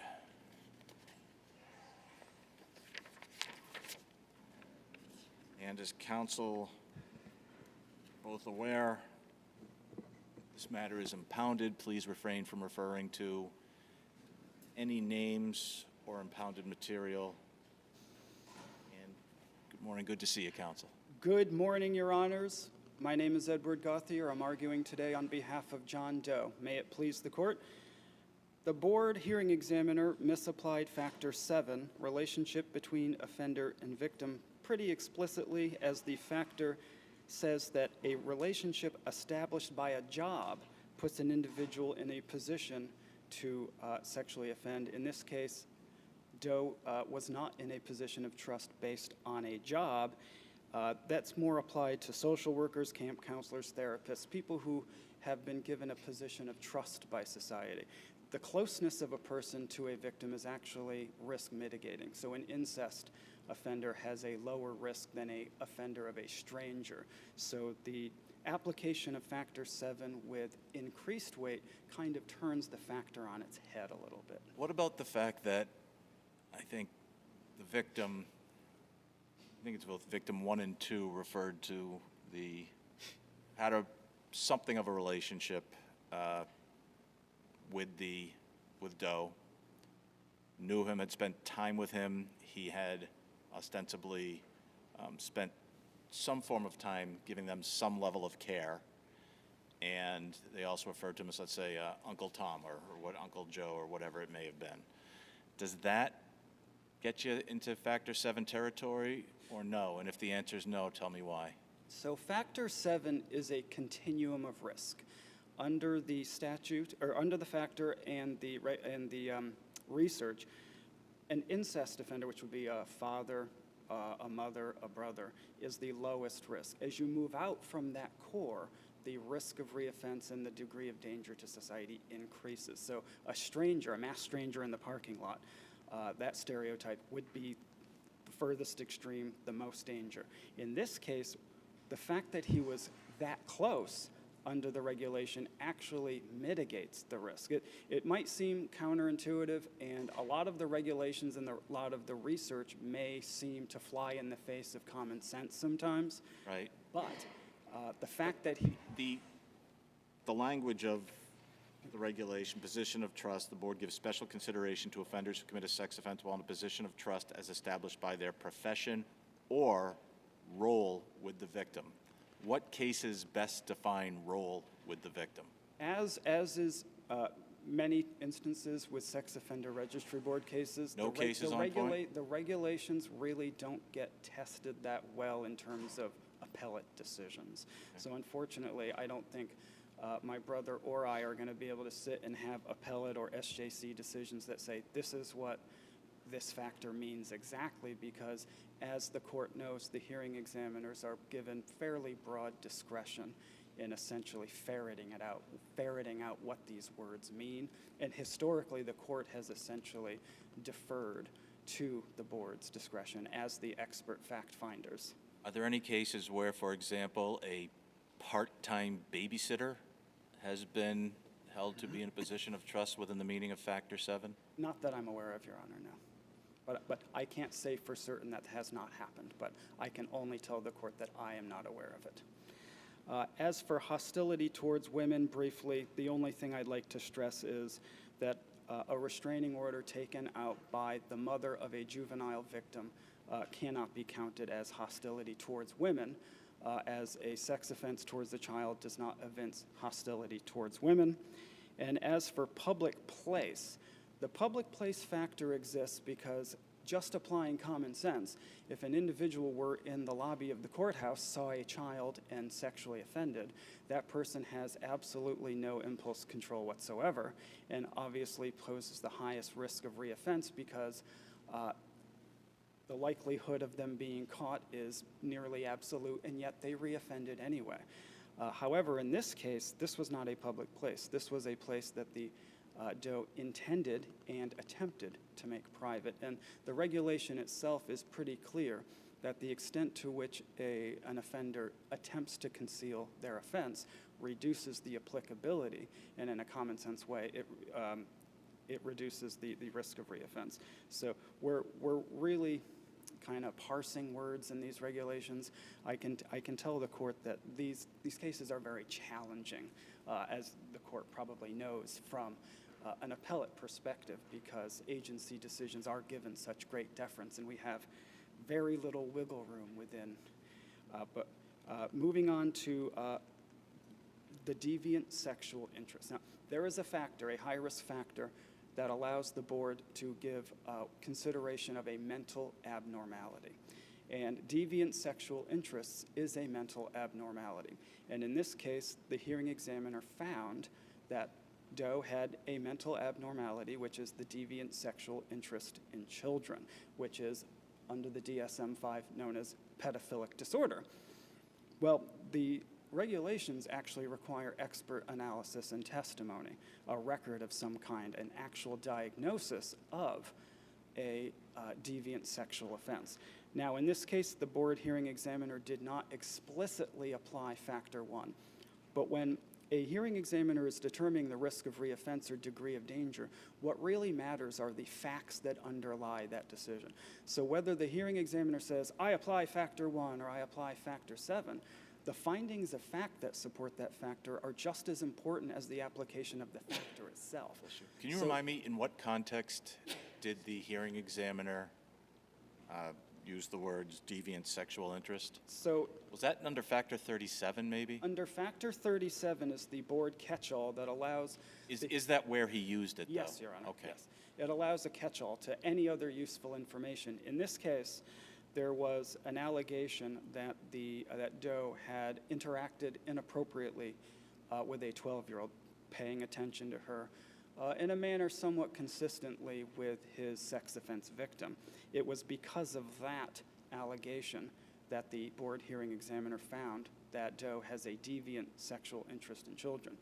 Our position is that the evidence that he was spending time with the 12-year-old is on its face insufficient to establish a deviant sexual interest. But in any event, a deviant sexual interest in children cannot be found without expert testimony.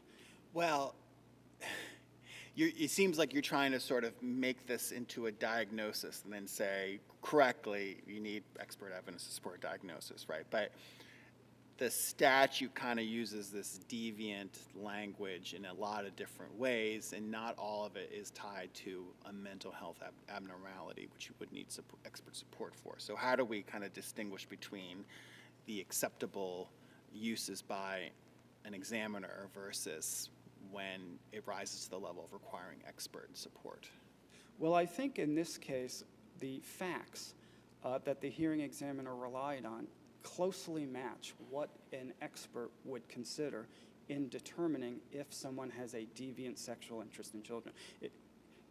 The hearing examiner is essentially using what would be termed grooming of this child as evidence of a very specifically defined pedophilic disorder. So I do understand that the statute contains that language as more definitional for what an individual could be described as having. But in this case, this is a very specific disorder as recognized by the DSM-5. Do we know subjectively in the mind of the hearing examiner whether the hearing examiner believes Doe has pedophilic disorder? We don't know that for certain, but we certainly don't know for certain that that's not what the hearing examiner was thinking. The words deviant sexual interest in children could be read as simply parroting the statute. And you'll look at a hearings examiner's decision and you'll often see language that parrots statutes, that parrots regulations. But then we don't know, are they just parroting the statute, or did the hearing examiner really find and have the subjective belief when writing the decision that Doe was a pedophile? And if that's the case, that's an inappropriate determination without the assistance of an expert. Essentially, the only other argument I think that requires any discussion was the finding by the hearing examiner that Doe sexually offended against victim 1. Doe was charged with sexually offending against victim 1. The charge was eventually null-prossed by the prosecution. And essentially, there's two sets of facts that the hearing examiner could consider. First was the disclosure by victim 1 of the sexual abuse, but then there was what happened later and the investigation that occurred by the prosecution into the family life and the dynamics and eventually what happened with the case. And it's in the record. The case was dismissed essentially because when it came down to it, the victim number 1 didn't even recognize Doe. Well, that's not the way the examiner read that portion of the record, right? It's quite clear from the discussion of it that the examiner exercised their discretion to read those materials and determine that the child had been traumatized by a number of things in her life, not only this incident, and that the child simply refused to identify someone who had been a family friend, who had been known to her. So I think it's fair, and we don't read the record and make these decisions, right? That's the hearing examiner. But on this record, it's difficult for me to see that the conclusion drawn by the examiner was not warranted. I believe that there are different ways to read the record, and the I agree with you, but that's not our task. I would agree with the court. The standard of review is the findings of fact have to be made by preponderance of the evidence in this court. I understand the standard of review this court applies to the hearing examiner's decision. It is, however, Doe's position that the evidence was not sufficient to establish based on what is essentially new developments after the allegation. I understand Your Honor's point about how the hearing examiner reviewed and considered the evidence. Doe's position is that that was a legal error. If there are no further questions from the panel, Doe and I would rest on our brief. Thank you very much. Thank you, Your Honor.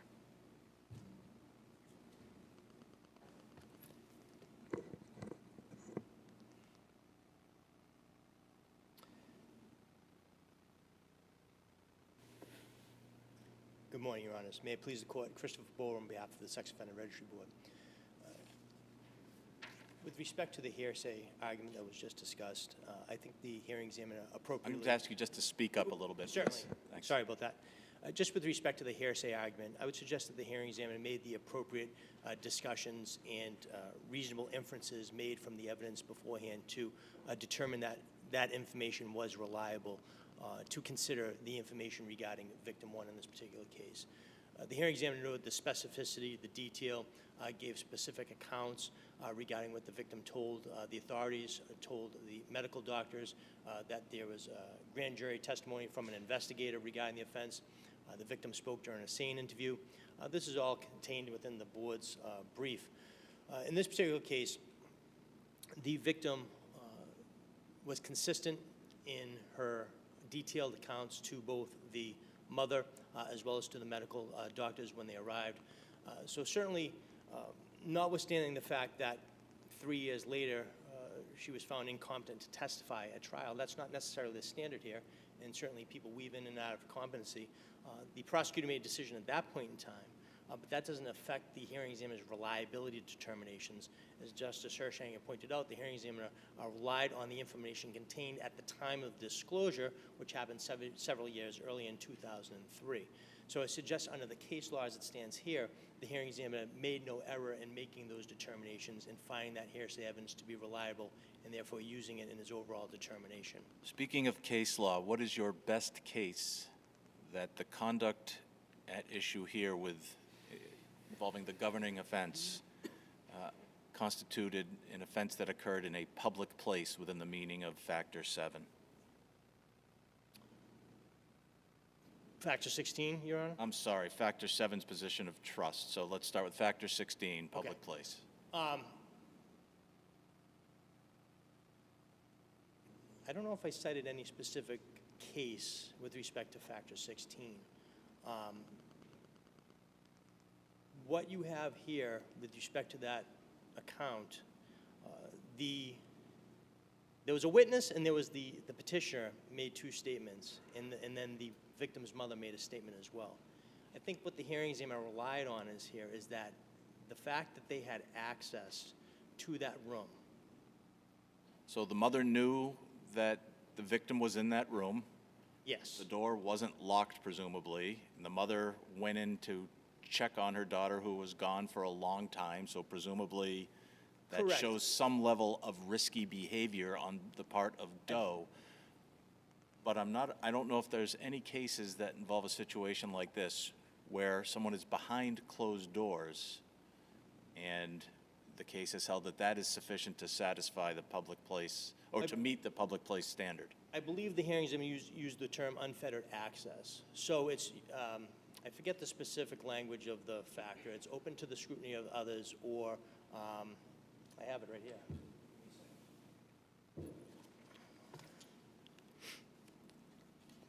If I could just have one moment, I can read the specific language, will make it easier.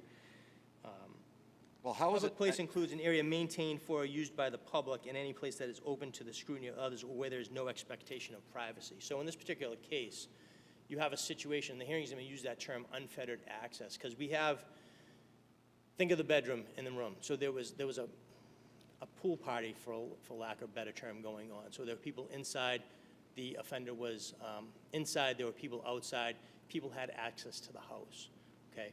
Now, in this particular case, the offender's girlfriend's daughter took the victim into the house to get changed. There's various accounts in terms of where the offender actually was. Was he in the kitchen, as he stated? Was he in the bedroom, as the daughter stated? We don't know for sure. But regardless, the daughter had access to the bedroom. The victim's mother had access to the bedroom because she went into the house, opened the door, and found the offender there. And it wasn't his bedroom. He shared the bedroom with his, I believe his girlfriend, maybe his wife at the time. So there are multiple individuals who have access to that bedroom. So just because he was in there Where's the alone- limiting principle on that? So it seems to me you could apply that logic to almost any bedroom in a home. If you're having a party, Well, when you think about it, it's open to the scrutiny of others, and open to the scrutiny of others isn't just visually speaking. It can also be auditory speaking. So, and in this particular case, the victim was a 5-year-old, and 5-year-olds do have vocal cords that we know about and stuff like that. So there was a lot of people around that house, in and about that house, that would allow the victim to notify those individuals if she chose shoes. She didn't, but that doesn't exclude the fact that it was open. Now, the hearing examiner could have given reduced weight if he so chose, but given the facts of this case, he chose not to.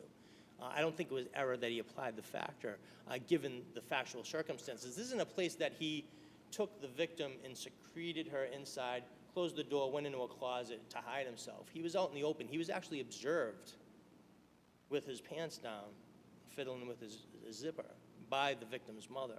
So if he took steps to eliminate that, that would be a situation where maybe you give that mitigating weight. But whereas the victim's mother had access to that room, and all she had to do was open the door, as she claimed in the report, and she actually observed the offending behavior to some extent, which led to the reporting. And I think that's what the factor speaks to. So a locked, Go ahead. sorry, No, you a go ahead. locked bedroom door would be materially different. That would certainly be a better argument for the mitigation of that elevating factor. And same question I asked Attorney Gauthier, which is, what's your best case for the application of Factor 7, that this being a position of trust? Again, I don't have one off the top of my head. Any Your cases Honor. that discuss what it means to have a, and I'm going to paraphrase from this unless I can find it, but I think the word was Roll with the victim? roll with the victim, yes. And Any again, cases that, I don't any, have any anything- cases that even discuss what that means? I don't have anything off the top of my head. If something was directly on point, if it was a Rule 23 decision, a 123 decision, I likely would have cited it. So I'm going to say I don't have one off the top of my head. But in realizing and reading the factor, you have a situation where it says, while in a position of trust established by their profession or role with the victim. So as Your Honor pointed out, this offender had a particularly close relationship with the victim in this particular case. He looked after her from time to time. As you had mentioned, he was a babysitter. So I would suggest a common sense approach regarding that is when a family is putting a friend in a position of trust to watch their child, and in some cases even take appropriate steps to groom or get the child dressed or change the child or assist them, they're putting their trust in that particular person. And in this particular case, the offender broke that trust by committing the sex offense. So I would suggest, again, a reasonable common sense approach under those circumstances would allow the hearing examiner to apply that factor in that instance. With regard to the deviant sexual interest argument, Justice Toone, a decision just came down where you were part of the panel. Familiar so with you it, know yes. you know this argument very well.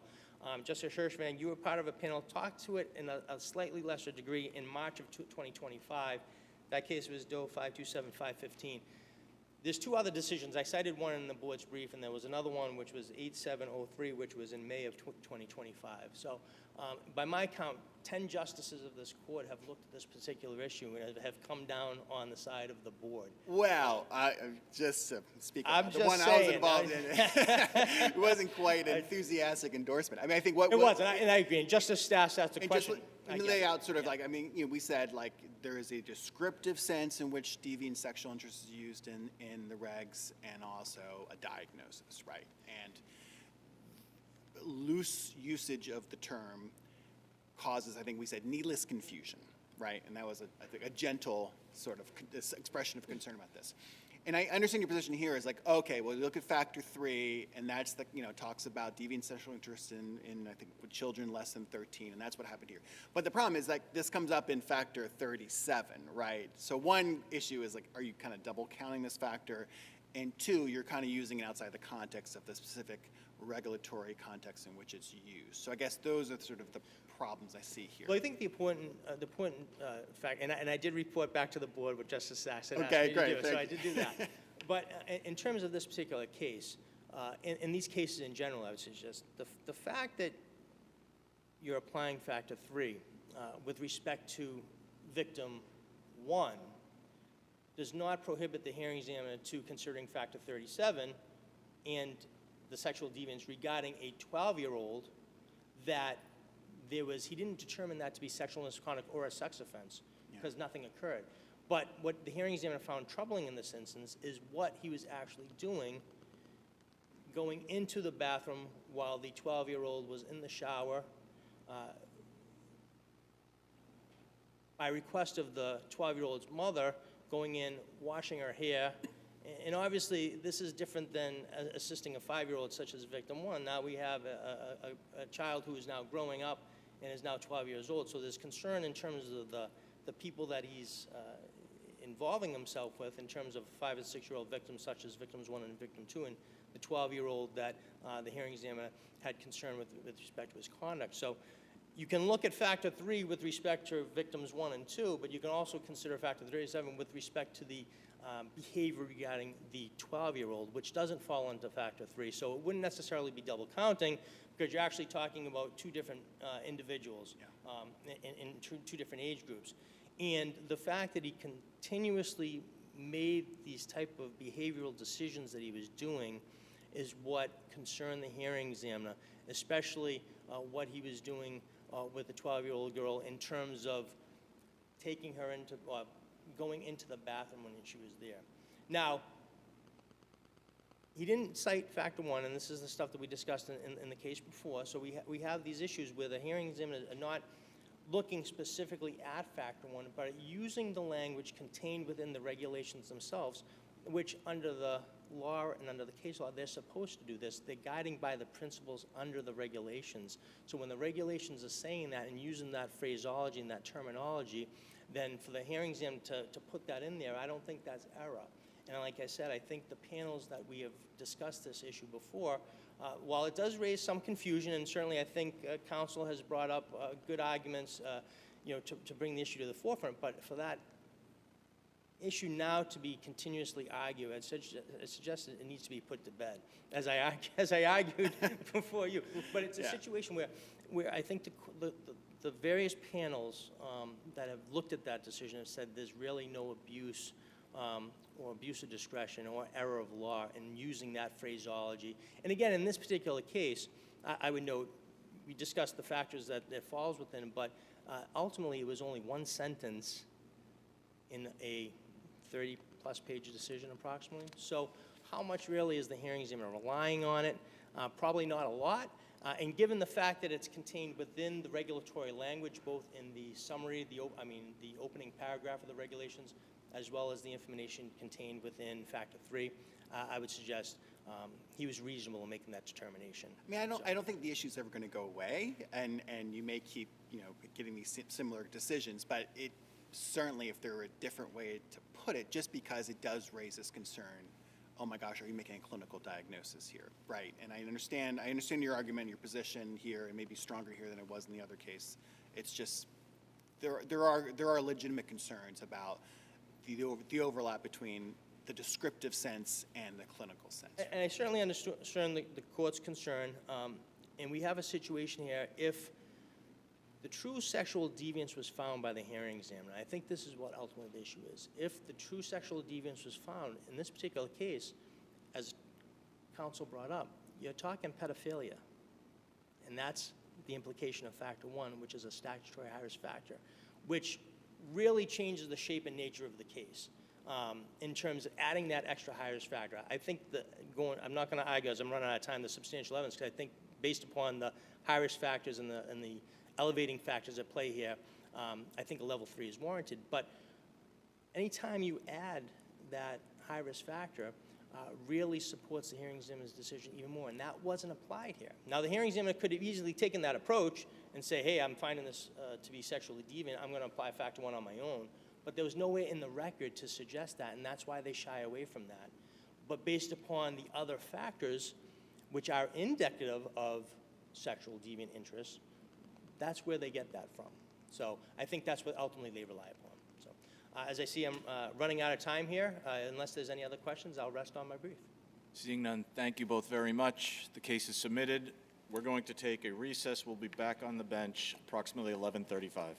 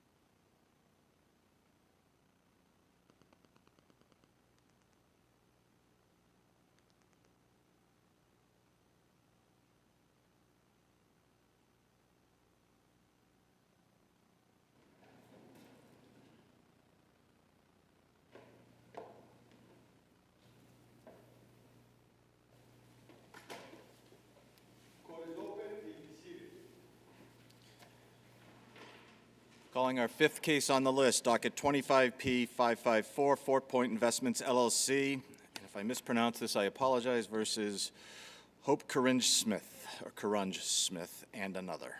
We'll hear first from counsel for the appellant. Good morning still. Yes, good morning still. Good morning, Justices. May it please the Court, my name is Ted Papadopoulos, and I represent the housing provider 4 Point Investments, the appellants. The issues presented for the Court are 3. However, I think 2 of them are linked one to the other, and it unfortunately falls a little bit out of order. Issue 1 and 3 are linked to the extent that we're saying that in our argument, the judge erred in denying our request for summary judgment.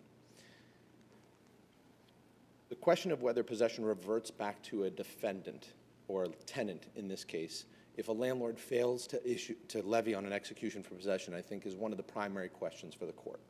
What happens to a judgment for possession when a landlord does not levy on an execution? So I'm going to interrupt you right there because we do want to get to these issues, but I think I'd be remiss if I didn't ask some preliminary procedural questions. My first one is, I looked at the docket, and I don't know that I see that a final judgment entered. Am I correct or am I incorrect? So, Your Honor, I believe the Court can take some guidance from the Supreme Court of the United States under Waitzig versus Halliburton. Dismissal is final judgment. So summary process is governed by statute. There is no longer a summary process docket number in this action. While it exists, the case has been dismissed. A new a new civil docket has been created for the counterclaims that were raised by the defendants in this case. So this case, for all intents and purposes, is dead. And again, as I highlight for the Court in terms of the decision from the Supreme Court of the United States, Waitzig v. Halliburton was a voluntary dismissal, Your Honor. And that case was still found to be ripe at that point for appeal and considered a final judgment. Was this just does this happen normally in these kinds of cases where there's no judgment entered, or is it just sort of an oversight that occurred here? I think, Your Honor, at best it's an oversight. When a case is dismissed, when a plaintiff's case for summary process is dismissed, that means you cannot proceed for what you're there for, which is a summary process case. It's possession. Possession must be at issue in order for you to proceed under 239 Section 1. So I'm just trying, but usually we see judgments, right? And and there isn't one here. So we're just trying to understand, was that intentional, or just in your view, in your experience, do dismissals usually come with judgments and this time it didn't happen, or is there some other reason for it? I've seen, Your Honor, where it's been a judgment on the merits. That's very easy. The plaintiff's claim for possession would be dismissed and a judgment would enter in favor of the defendant for possession. That didn't happen in this case. That's typically what happens when it's on the merits.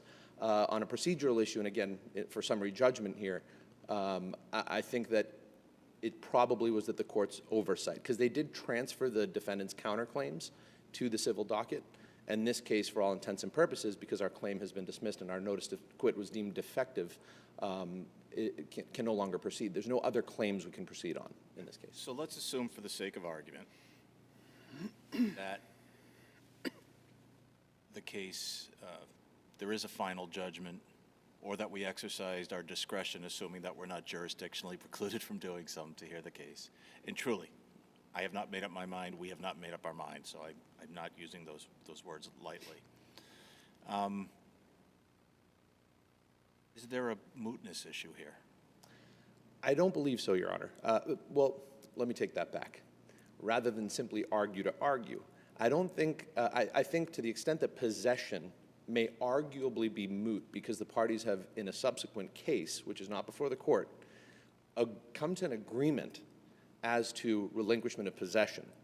There's no judgment in that subsequent case. There's an agreement, and that case very well could, to the extent that we seek judgment in the future because the tenant doesn't vacate as has been promised. December of 2026, correct? Correct, Your Honor.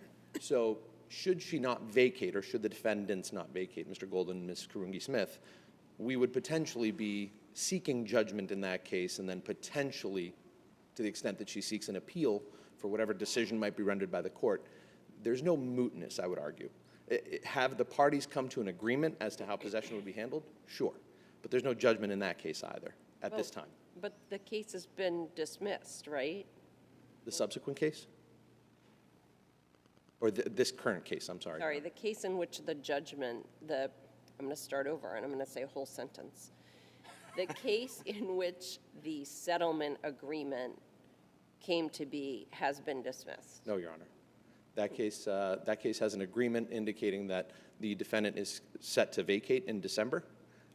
It also has various other provisions in that agreement regarding the payment of use and occupancy, the parties preserving certain rights, this appeal being one of them, and that was the reason for our opposition to the motion to dismiss, in that the parties negotiated for several hours, myself included, as the trial attorney in the lower court, and one of the specific retention of rights there was to prosecute this appeal to the extent the court would still hear us. Yeah, but you don't get to decide that. We have to decide that whether it's moot under what's actually happening. And I guess, say we go ahead and we decide this appeal and you win, what do you get to do on remand that's different from what you have already, which is an agreement for judgment?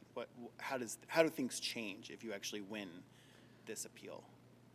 Aside from hopefully making some good law, Your Honor, Yeah. And in favor potentially of some landlords here, because the crux of the issue here is whether this notice to quit is in fact effective. Yeah. But before you get there, finish your answer to Justice Toone's question. Right. What do you get below that you otherwise don't already have? You get to make some good law, I understand that, or bad perhaps, but you get to make some law. Anything else? Well, to the extent, Your Honor, and the reason I started with that is we believe that this is subject to repetition. So one of the strong concerns we have here is that to the extent that lower court judges are utilizing, whether it be Haddad or some of these prior cases, that we do not believe stand for the proposition that technical accuracy is necessary, and that mere confusion, which, again, mere confusion is a question of fact, they should not be decided at a summary judgment stage or a motion to dismiss. We do believe due process is a two-way street. Okay, So- but just, we're going to try one more time. Setting aside whether the repetition yet evading review exception would apply, what can you actually get for relief if we rule in your favor in this appeal and it gets kicked back because you already have an agreement for judgment? So what else do you get? Why isn't this case at least satisfy the threshold requirement for mootness? And I think it's a great question, and I believe that the cases are tied together. So because the first case in 2024 that was dismissed, if that were to be revived, if that were to potentially go back down to the court, it would certainly require the court to not only reopen that case, but the parties could potentially come to some kind of an agreement as to what is the effect of the 2021 case.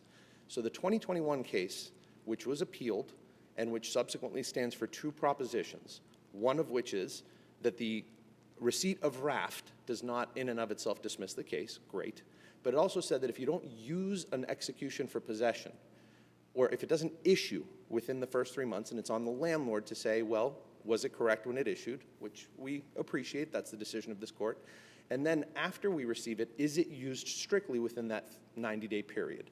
So we did not bring a subsequent motion in the 2021 case asking for review under 235 section 17 or a motion in the lower court. It was a little bit vague from that 2021 case. So, and I apologize for the long explanation, Judge Toone, but the reason why I think it's important and that the 2024 case be revived is then it allows the parties to potentially resolve some unanswered and open questions of what is the effect of the failure to use an execution for possession by a landlord from the 2021 case. Again, could the parties have filed a 235-7, or could the plaintiff have filed the landlord a 235-17 motion on the original case, or in this case, arguably had a tenancy at will been created, and that question has not been answered really either, how would the parties end that relationship? We've only agreed in the subsequent case, the new 2025 case, that possession will be returned to my client in December. But because that's not a final judgment either, and it's still appealable, should we prevail on a subsequent motion because she didn't vacate as agreed, there are several open questions. The parties can answer those questions if the case is remanded to 2024, potentially by agreement. So. Can I pause you on one piece of that, which is you said it's still appealable? And this may be because I'm a simple person despite being a lawyer, but as I read the settlement agreement, paragraph 6 says, all parties to this settlement agreement waive their right to appeal other than in connection with a proceeding to enforce this agreement. A proceeding to enforce this agreement would be a contract case. Correct. Because it's a contract. So I guess I'm still a little confused about what the live issue is before us in this case that means that that we have jurisdiction, that we have necessary, not optional, that we must decide this case. Are you claiming we must decide this case or only that we should? In other words, are you saying it's moot, but we should take it anyway, or it's not at all moot? I don't believe ultimately it's moot, Your Honor. And you've read directly from the agreement, and I think this court has already heard several cases where an agreement for judgment, forget an agreement, forget simple stipulation, where an agreement for judgment has been appealed to this court. So the fact that an agreement for judgment has been signed or there's a contract endorsed by the court, thus making it a court order, does not in and of itself mean that case is dead, or it will certainly die in the housing court. We've had several cases where they then appeal to this court, saying that the discretion of the judge in issuing an execution or entering judgment in our case and issuing an execution should be reviewed by this court. And it could potentially be a full panel appeal. We've had that happen. So the whole concept of summary process, and I apologize for going back to philosophical arguments, Your Honor, but summary process is intended to be summary in nature, quick. And this, aside from the fact that this agreement negotiated between the parties can take us to December, it's possible that just the appellate procedure alone can take us well beyond that period. So should the court decide it? I think the answer is unequivocally yes. Must it decide it? You would have to decide first my argument on the Supreme Court decision that a dismissal doesn't in and of itself render the case still open or non-appealable. It is appealable. And this case is, for all intents and purposes, dead, Your Honor, the original one, because our case was dismissed. And that brings us to the, I notice I'm getting close to time. Promised you a chance to get to the merits, so go ahead. Yes, so as to the, and I apologize to use your analogy or reference, Your Honor, to baseball, but our summary judgment motion was a swing for the fences. We recognize that. We missed. Unfortunately, rather than calling a strike, we were told we're out. And while this review is de novo, so arguably we're swinging for the fences again, and we'd ask that the court consider that the prior case, there's the concept of possession, the right of possession, and the legal possession. Legal possession, we believe, has always, since the case was decided, a judgment in the prior 2021 case, legal possession has been with the landlord. The physical possession of the premises, nobody disputes. The tenants have remained there. There's nothing in the law that I believe the justices would find, nor my sister, that says that in the event that the landlord does not levy on an execution for possession, possession reverts back to the tenant. And that would be contrary to all principles of property law. The fact that you have not levied on an execution simply means that you did not exercise your right to utilize the court's powers of an execution for possession issuing within the 60 days, I apologize, the original 3 months from the date of the judgment and then 90 days after the execution issues.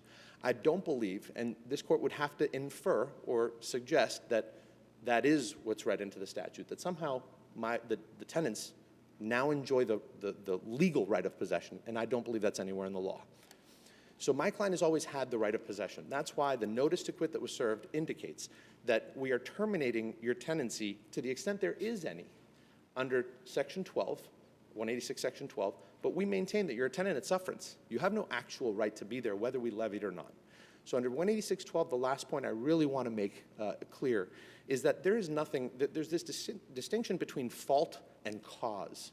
And when does 239.8a apply? And these are some of the dicta maybe in the trial court's decision. Fault is found in 239, Section 8A. The word fault does not appear anywhere in 186, Section 12. It actually says, 186, Section 12, the estate can be determined for that given purpose. So the landlord has the ability to say what the purpose is. Is it non-payment of rent, or could it arguably be fault? My sister and I believe tenant advocates will claim you can't claim fault unless there's a lease violation. There's nothing in the law that says that, common law or statutory. We would argue that fault, it could be somebody. Your time is up, and I'm going to give you another minute, so go ahead. I appreciate it. Thank you, Your Honor. The question of fault is only defined in 8A, is whether or not there's some wrongdoing or allegation by the tenant that they did something or omitted to do something that constitutes a fault basis for termination. 186.12 doesn't have the word fault in there. So we would argue you could raise fault claims under a tenancy at will or a non-payment, which is also within 186 Section 12. Whether cause is always fault, they're going to argue. I agree. It may not be. But every basis in our notice to quit is fault. It is blowing hot at all times. It never blew cold, not once. It said, we are terminating you because you have a negative payment history. We already have a judgment against you. There's issues with the condition of your apartment. There's nothing in there that even remotely suggests that there's a cure right. So is she a tenant sufferance? Is she a tenant at will? It's still a question for a jury to decide, not the lower court, Your Honor, not the trial judge. Anything further? No, well argued, counsel. Thank you. Thank you, Your Honor.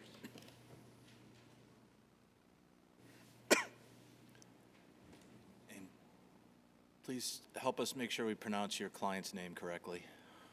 I will try my best, Your Honor. That's Hope KIRUNGE-SMITH, and Avery Goldman is the other, but you need to know a little less about it.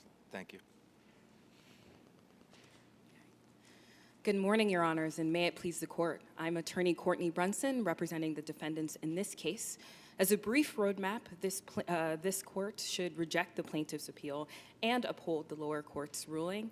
First, this Court does not have jurisdiction because this appeal is premature, as it was filed before the entry of final judgment. A little more on that soon. Second, this Court should also find that this case is moot, as the parties recently signed a settlement agreement on the only issue of recourse here, which is possession of the property. And lastly, you can look to our substantive arguments regarding the use of prior judgment, in this case, the elements of summary judgment, and the defective notice to uphold the lower court's ruling.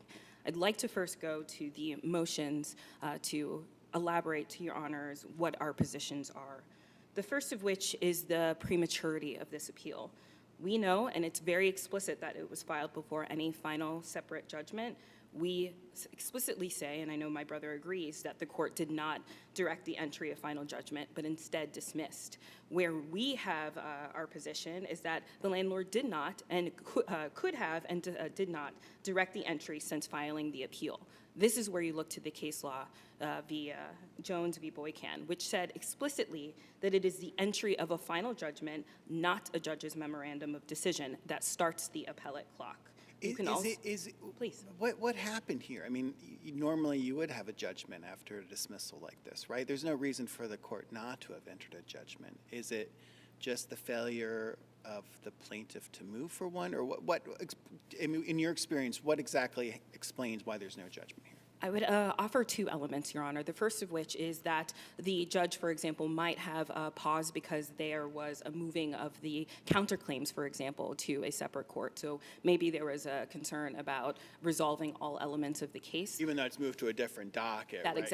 Exactly right. The second, which our position is where it falls on the plaintiffs, Your Honor, is that even though the judge did not file an entry of final judgment, the plaintiffs could have either right after or right before filing for an appeal or after filing an appeal, and they failed to do so. So there is the ability to file for entry of final judgment, and we've seen in front of this court, you can look to Amherst, for example, that led to the appeals court, for example, dismissing based on the lack of final judgment here. So the housing court does allow for the filing of judgment, if not by the judge themselves, then the parties, but also the appeals court has found quite simply that you not filing judgment should lead to the court being dismissed on premature. Usually there's like a good argument, like, wow, they should have moved for a separate judgment under Rule 54B, I think it is, Exactly. right? Because there's these outstanding issues. But here, I'm not sure if the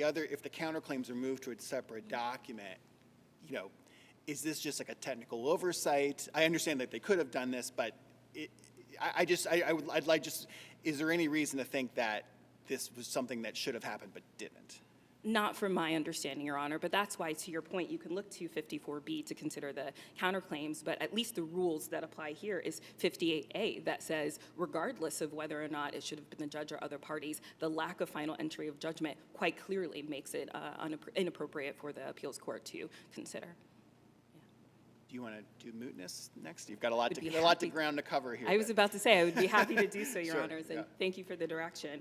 Regarding mootness, this is really where we are quite clear here, which is that the right to possession of this specific unit has recently been resolved. You can look to the January 2026 agreement, as Your Honors had, and see that it resolved the only issue that could rise to appellate relief, and that's possession of the property. The tenants have agreed to vacate by December 2026. The parties have determined that the action has no fault and it eliminates any controversy. As Your Honors highlighted, the parties cannot unilaterally decide that mootness is not an issue and refuse to allow the court to make that determination. But you can still look to Brown v. Sewell that said it exercised its discretion to consider the pending appeal after the defendant voluntarily vacated. So this is an example where the court said there is no controversy here, so we should not consider it. And as Your Honors just highlighted a few minutes ago, let's say even the plaintiffs prevail on the issue of possession.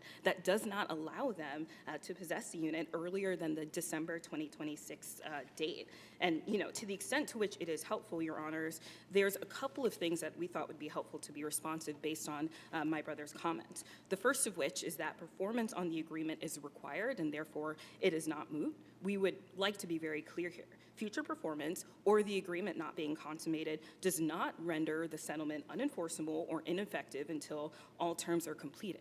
But even more importantly, even if the agreement is not abided by, it would not implicate the possession issues in front of this court. It would then just be a consideration of whether or not there was compliance with the agreement itself. Possession would not be the issue that is focused on here.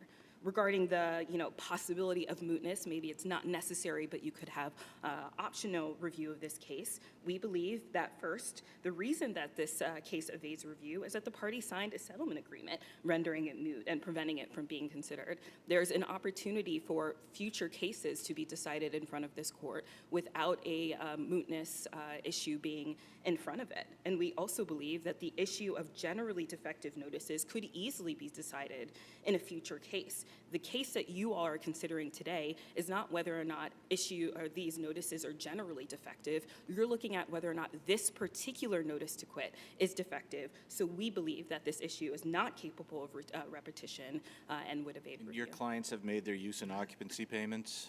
I'm sorry? Your clients have made their use and occupancy payments? Yes, but Your Honor, it's our contention that they did not we're not informed that it was use and occupancy, and we believe a tenancy at will was created in the month of April. Right, I'm just reading from the settlement agreement, number Absolutely. 2. And so the vacate date is in December of 2026? Correct, Your Honor. Okay. So, Jimmy, you have an agreement to vacate. Your clients are going to vacate at the end of the year. They say they have an existing judgment for possession, and that's what they want us to recognize in this appeal.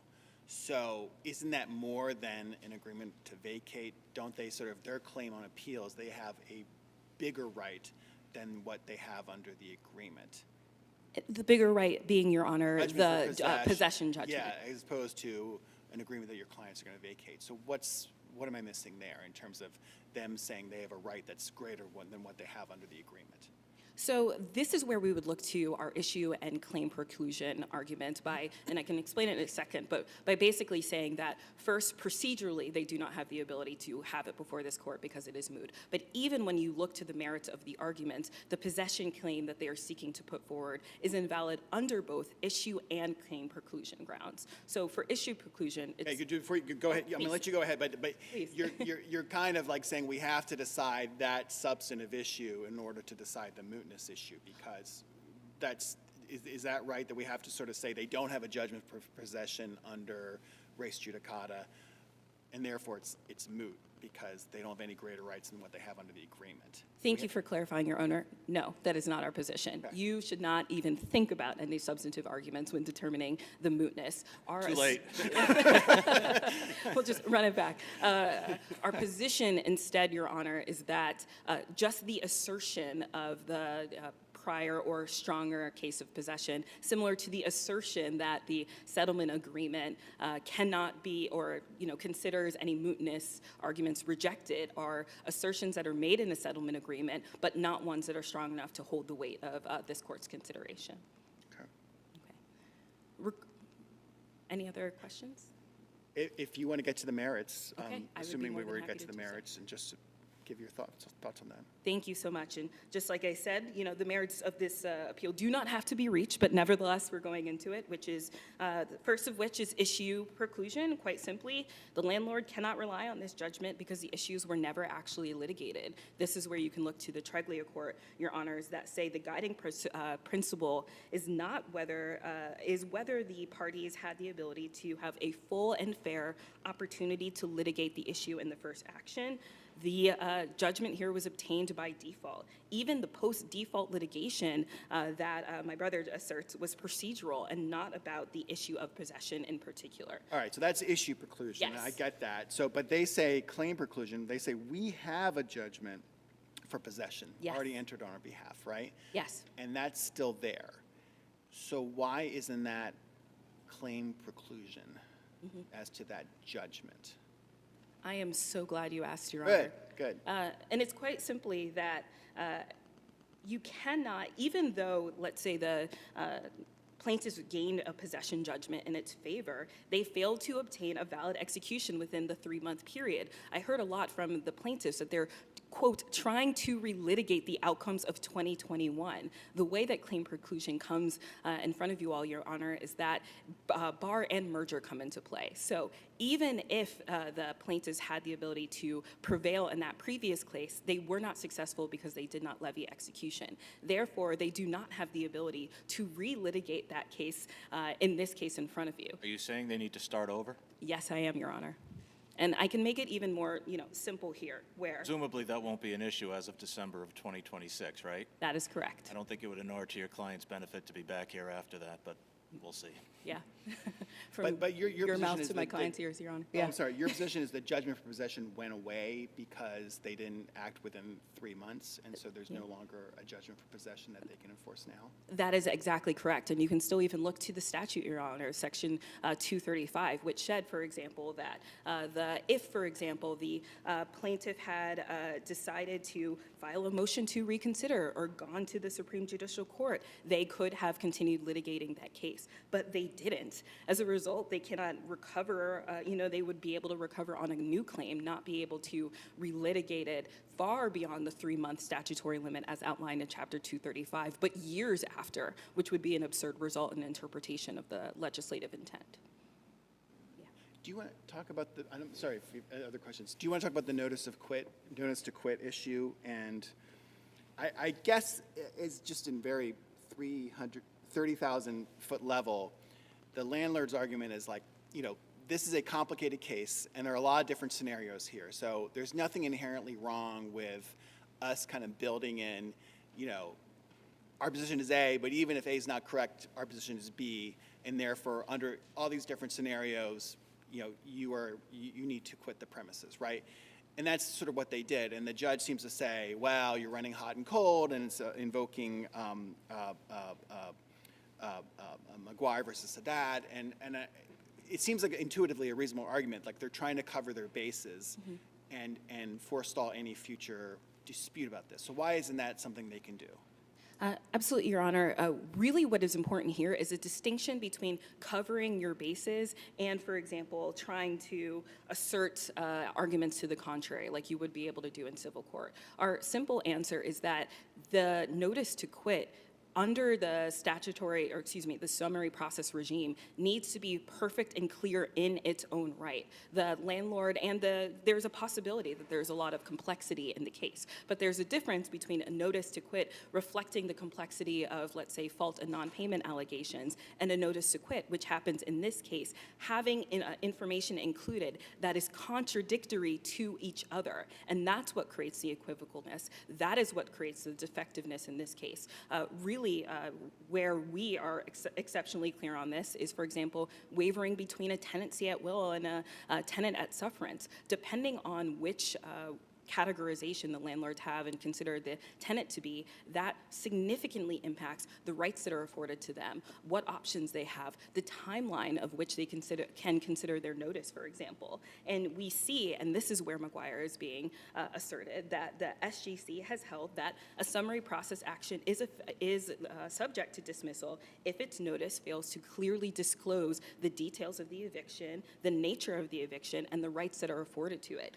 Look to Judge Kelleher's judgment to talk about what's actually included in the notice here. It says it seeks to terminate on the tenancy for cause while simultaneously denying the existence of a tenancy, but providing the time afforded to the tenant at will for a no-cause eviction in the event that defendants are tenants at will. This is not a simply covering our basis depending on the complexity of the case. This is if it's not this, it might possibly be this, and for that reason we're including different timelines, different rights being afforded, and all of the other. Right. If this were a civil complaint, you could obviously do that. You can plead in the alternative. But you're saying you can't plead in the alternative. You have to choose one theory in your notice of quit and play it out and see if that works or not? Exactly right. And just taking a step back, Your Honors, think about the nature of the housing process generally. 93% of tenants are representing themselves. If they get a notice to quit, the summary process regime wants them to be in the best position they can to know why they're being evicted and know what options are available to them, and if they should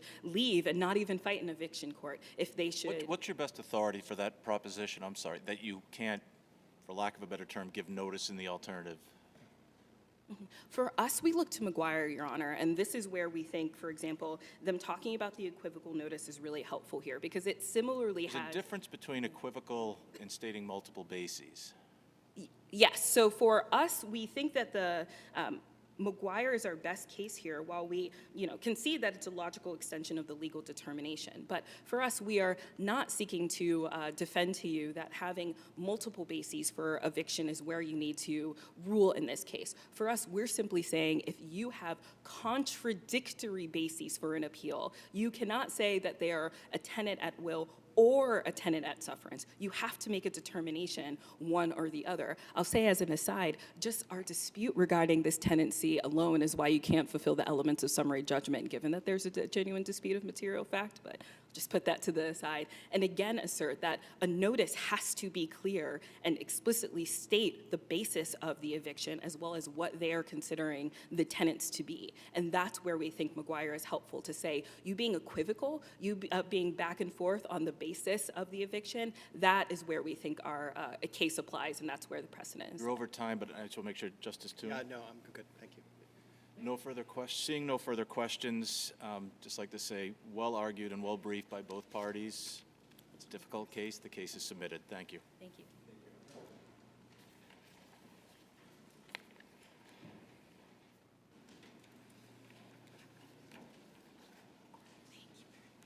Calling our final case for today, docket 25P1021, Costa Brothers Masonry versus Town of Hingham and others.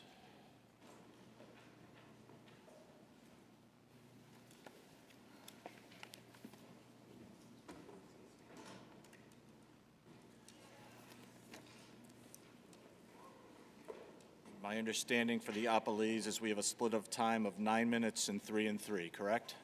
Excellent. So we will hear first from counsel for Costa Brothers. We say good afternoon, counsel. Good afternoon, Your Honor. May it please the court. My name is James Anderson, and I represent Costa Brothers Masonry, the appellant in this action. Your Honors, the court should reverse the trial court's judgment declaring that Costa agreed to perform the site work as part of its subcontract agreement for two main reasons. The first reason is the trial court's determination that Costa could agree to perform work that was completely omitted from the masonry specification section of the plans and specs for the project. And in fact, not only completely omitted, was actually located in a completely unrelated section of the specifications, violates, defeats the whole purpose of the competitive bid statute, in particular Chapter 149, Section 44F, subsection 1A, which requires that all filed sub-bidders' work be delineated in separate sections of the specifications. The second reason is that the trial court's decision was completely unfounded because it's based on documents that are absent from the record, and the trial court failed to view all the facts as alleged by as favorable to Costa, and any inferences drawn therefrom in Costa's favor as required by Rule 12b-6. Why are those documents not in the record? When I filed the First Amendment complaint, I attached certain documents and some piecemeal documents just to kind of bring the issue to the other side's attention. Because just to give you a little bit You attached some documents that were helpful to your case, and you didn't attach other. I'm sorry, I didn't mean to. Well, actually, this dispute happens before we get to court, right? So the parties are having some back and forth, and I wanted to just highlight these issues, our arguments, so with the hope that maybe we could resolve this without going further in court. And that was the whole purpose of the declaratory judgment action. And the reason is, Your Honors, is what happens with these jobs. When you run into these scope issues, the subcontractor, bidders, has to essentially proceed, they have to proceed under protest, finance the work. At the end of the project, they can't file a suit until 65 days after the end of the project.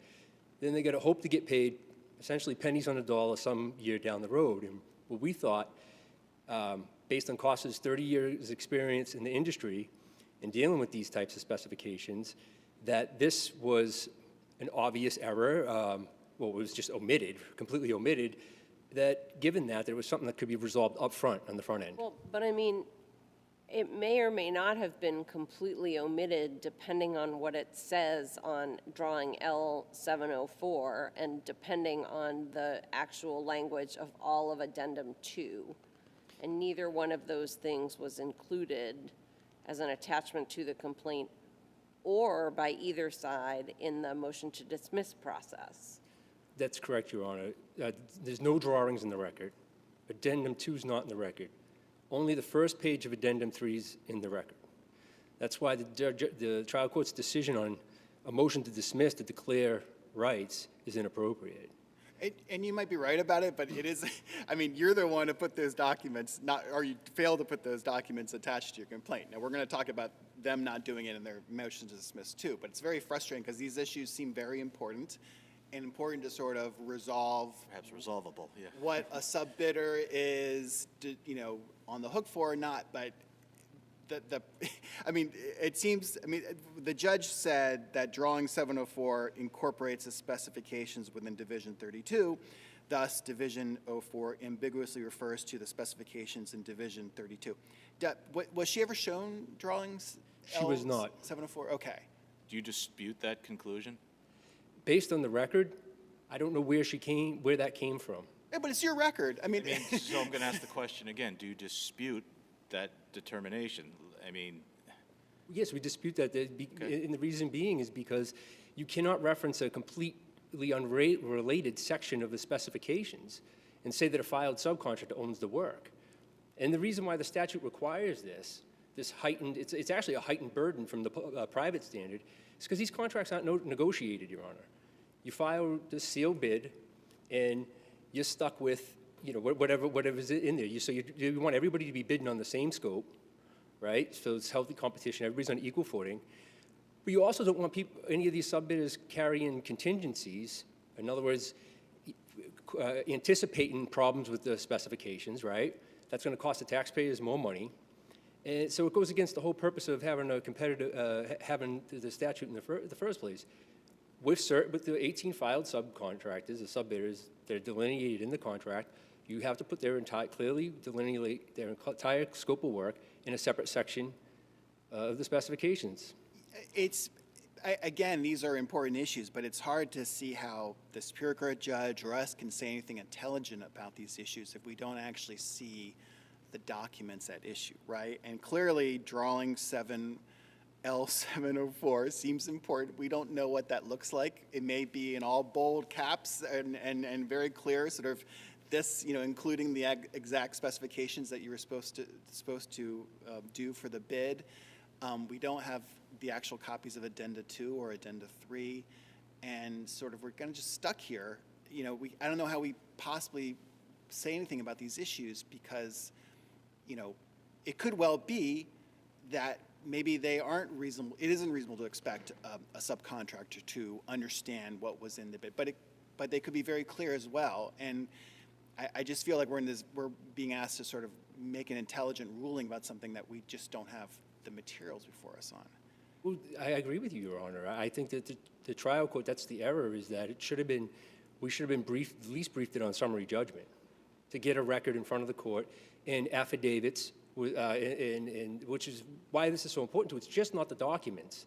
That's not the analysis doesn't end there with respect to interpreting the specifications. The case law in particular. It's not clear, though, that this has to be done on summary judgment, right? There's a rule that allows parties to attach to reference documents to motions to dismiss without converting them into motions for summary judgment. That wasn't done here, but that could have brought all of these documents into the record.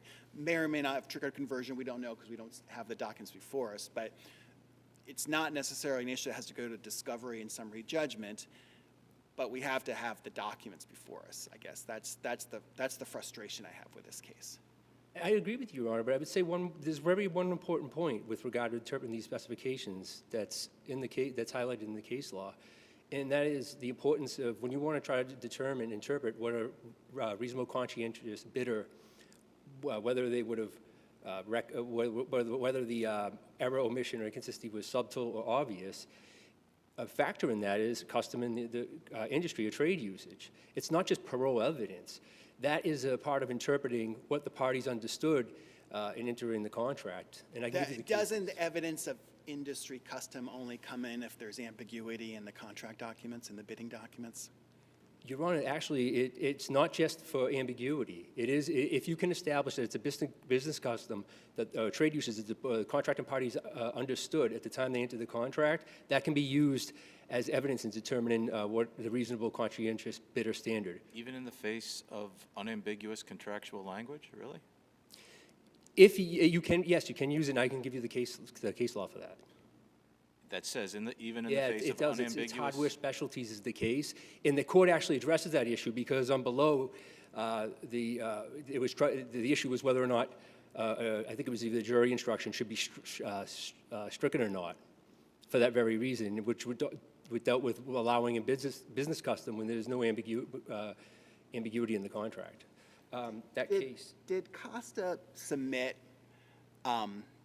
any of the relevant RFIs that were incorporated into Addendas 2 and 3? No, it is literally what's in there is just addenda, strike that. Could you rephrase that? Yes, I guess I'm getting to, at least with Addenda 2, RFI 26 has a little parentheses, CBM. Now, of course, we're going off of Kessel's letter, so we don't actually know. We're not addressing the original source document, but they suggest in their brief that CBM is Costa, and that this was an RFI that Costa submitted to clarify the scope of the disputed site work. Can you tell me if that's true or not? Yes, RFI 26 was submitted by Costa. Okay. And the reason why that was triggered is because the only ambiguity in the masonry specifications was whether Costa had noticed that the masonry specifications had cast stone in it, but there was no cast stone in the building. And that's the reason why Costa asked that question. Okay. Could you, by the way, is it pronounced Kessel? Castle? I call it Castle. I'll ask your brother when they're arguing. Could you tell us with great particularity what is the actual controversy between Kossel and Kessel, Costa and Kessel. Yes, there's not a controversy in the sense of a breach of a contract. I include them as an... Meaning of 231A. Yes, and the Great reason they're necessary. particularity. What That's right. is- Tell me the exact actual controversy. Then they're a necessary party because their rights could be implicated by a declaration, particularly the ones that what we sought. Because as the architect on the public project, they were responsible for preparing the plans and specifications, and that's their contract with Hingham, right? So if we have a declaration, say in the trial court below, that this work was not in Costa's scope, right? Castle Booze would be, I would say, material breach of their contract with Hingham.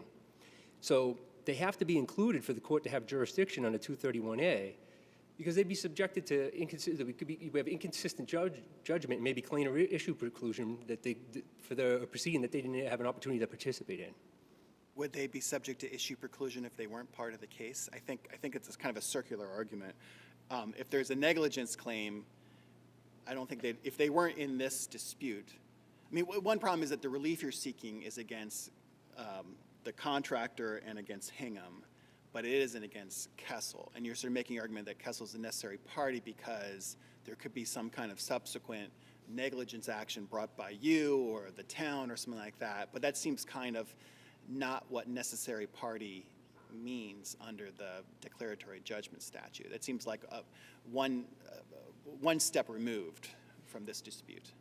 Outside the concept of negligent, I'm thinking of an action that could be brought by the town against Castle Booze in the subsequent hearing that we wouldn't even be a part of, for breach of contract, for drafting plans and specifications that, one, in a violation, but you failed to include the work in the filed, this certain filed subbid work.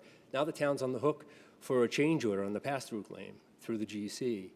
But I didn't read the town's brief to be objecting to the dismissal of the architecture firm. Did I just miss that? No, no, they didn't object to it. I don't know why. So, I mean, if I guess, you're saying, well, it could inure to the town's benefit to have the architects be part of the initial distinction, and maybe it could, but they don't seem to think so. Well, I mean, when you're picking the necessary parties as the plaintiff in the declaratory judgment action, if you leave anyone out, the court doesn't have jurisdiction, right? And the statute's written rather broad in the sense that if your rights could be implicated. Do you have an interest in the outcome of this, right?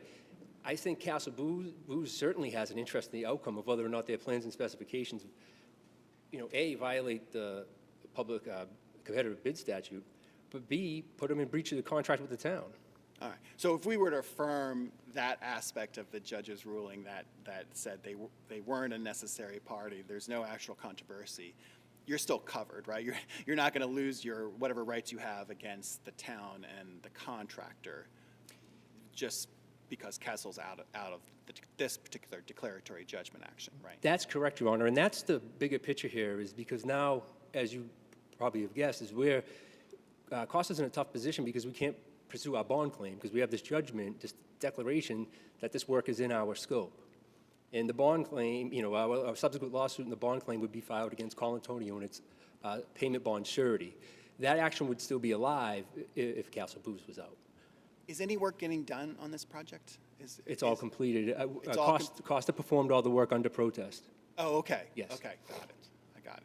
So that is the bigger implication is Costa will never get its day in court if this decision, this declaration is upheld. We won't get a fair shake.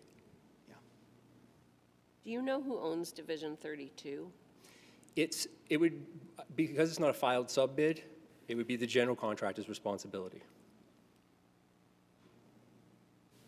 Anything further? Okay. Seeing no further questions, thank you very much. Appreciate your argument.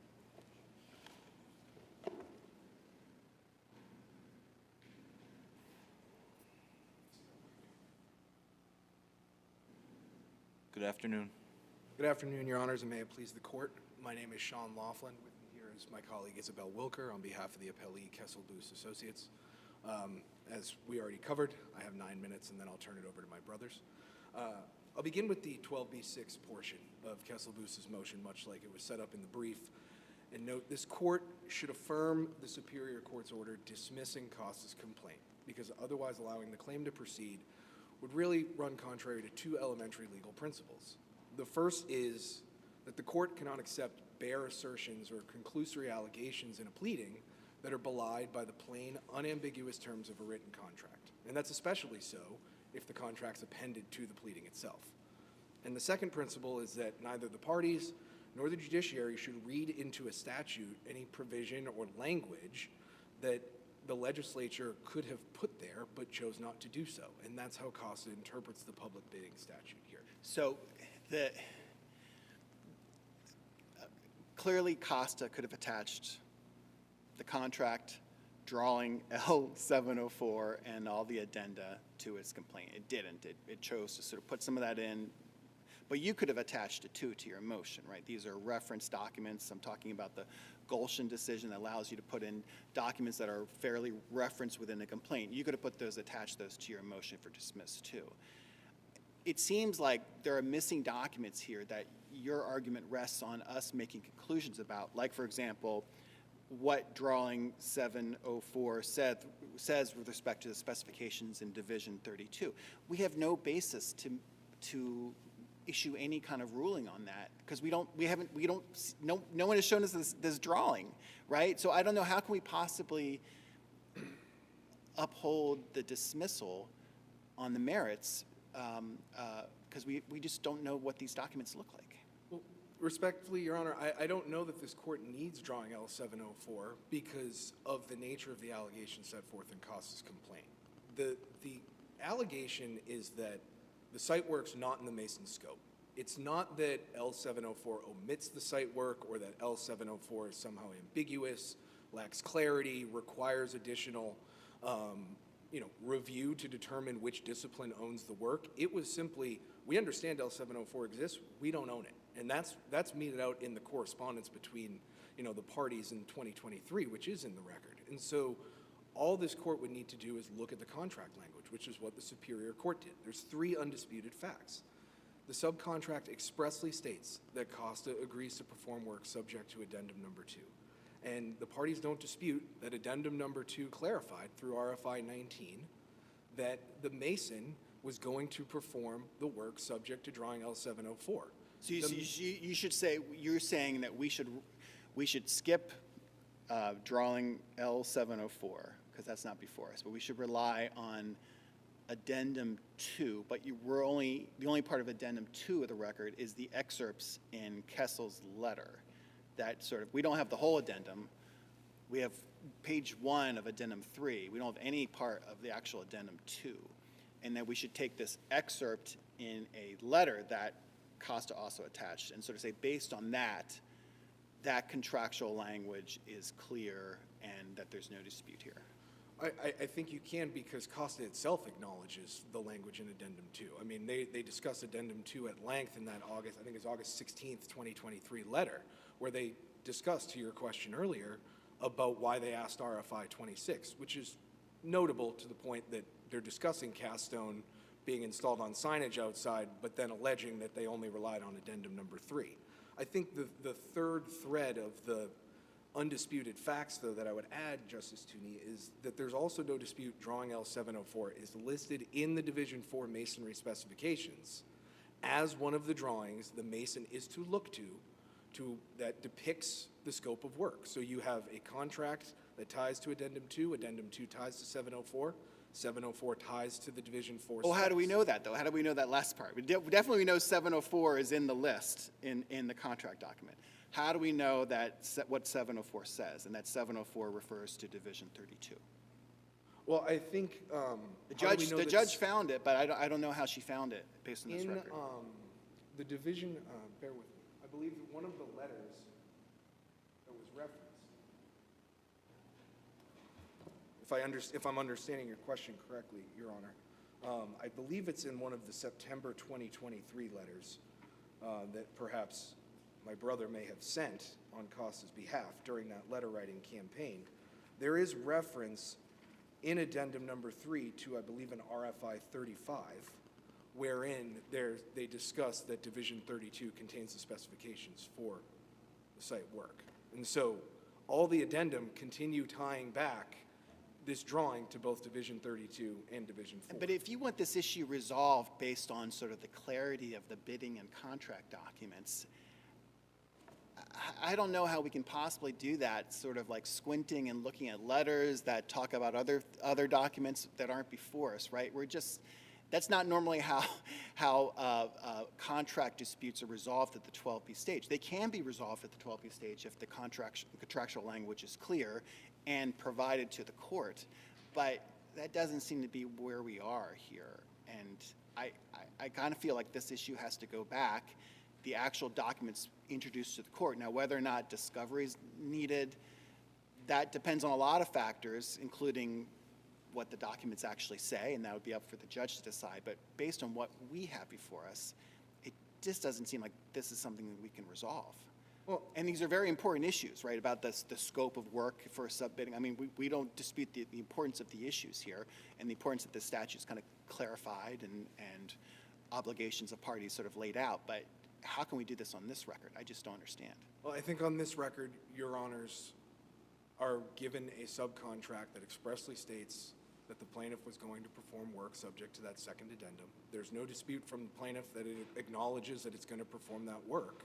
And I think the other documents in the record, which also aren't in dispute, tie addendum number 2 back to the site work at issue. So again, if we're not talking about lack of clarity, if we're not talking about, to your point earlier, about ambiguity that requires business customs, right, with respect to AMP Electrical, there we're talking about an electrician performing excavation work. There may be a question there. Here we're talking about a mason installing granite stone outside in the exterior of the building. There's no allegation that there's a question as to whether we acknowledge the work exists, but we don't think it's in our scope. It's more black and white. They simply just disclaim the work in its entirety, and I think you have sufficient documents before you to reject that assertion. I understand that I have a minute and a half. If I may pivot briefly to 2 points. First being the statutory issue that I raised at the beginning.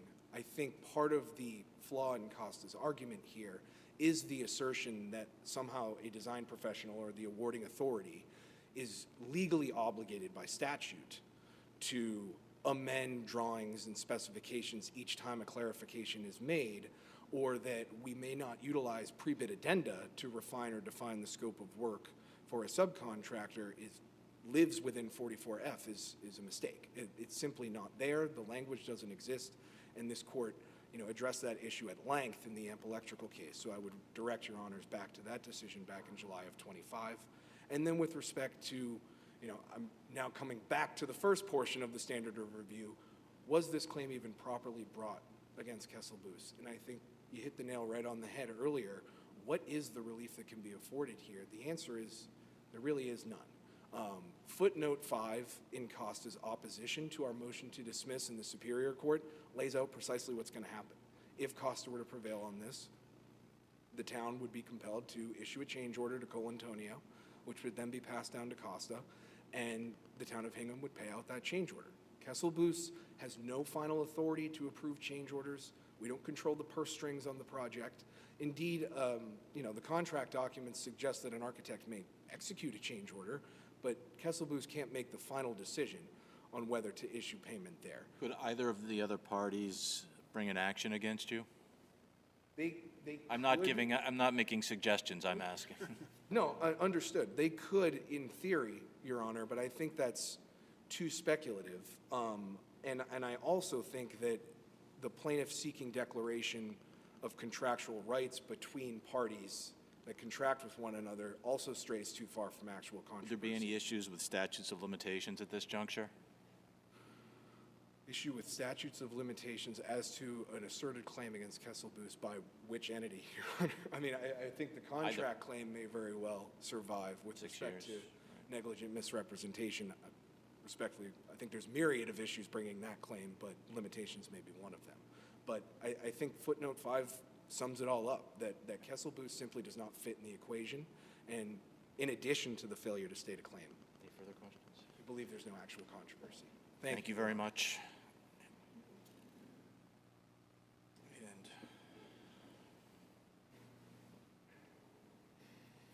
Good afternoon, counsel. Good afternoon. May it please the court. My name's Kerry Ryan. I'm here on behalf of the town of Hingham. What I'd like to do is return to the question of, well, what did the trial court judge have in front of her? Because I think that is important. This was a motion to dismiss. What I would direct the court to, when you have a chance, is the record appendix, page 90. This was from Costa Brothers themselves, submitted this to the court. Costa Brothers' exhibit to their complaint specifically said in the second full paragraph, upon receipt of Addendum 2, which was issued on April 5th, 2 RFI questions were included. So they've told you these were in Addendum 2, and here's 2 of the questions. And the first one is the critical one. This is the one that I believe the judge truly relied on, which is RFI 19. RFI simply meaning request for information. So it says, will you please confirm that the stone veneer, cast stone sign, and granite cap as shown for the entry stone signs and stone walls on L704 are by the filed subbid Mason Division 040001. That's them. And the answer is crystal clear, and that was important to the trial judge, I think, reading the memorandum of decision, which is the response, yes. What can be more clear than that? And then Division 04 or 040001 Mason should carry the procurement and installation of the stone veneer, the cast stone sign, and the granite cap for the entry signs and the stone walls as indicated on sheet L704. This was their document they submitted where they represented what RFI did.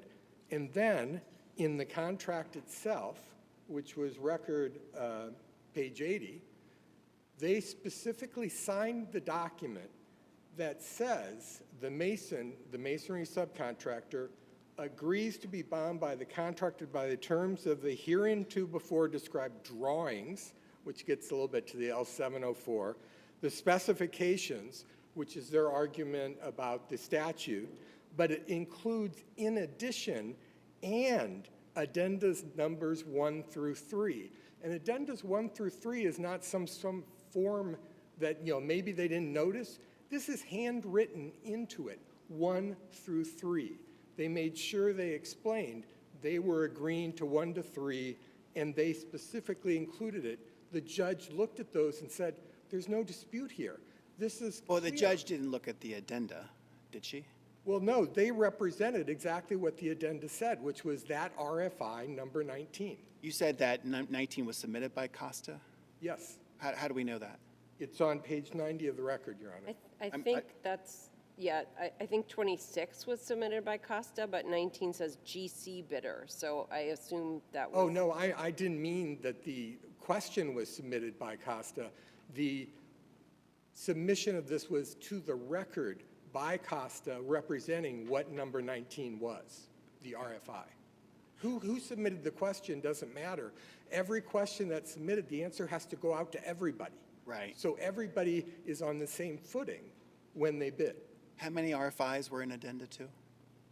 I'm sorry, I didn't hear you. How many RFIs were included in addenda 2? I'm not sure. It appears this was number 19, and according to addendum number 2 in Costa's document, it says there were 2 in addenda 2.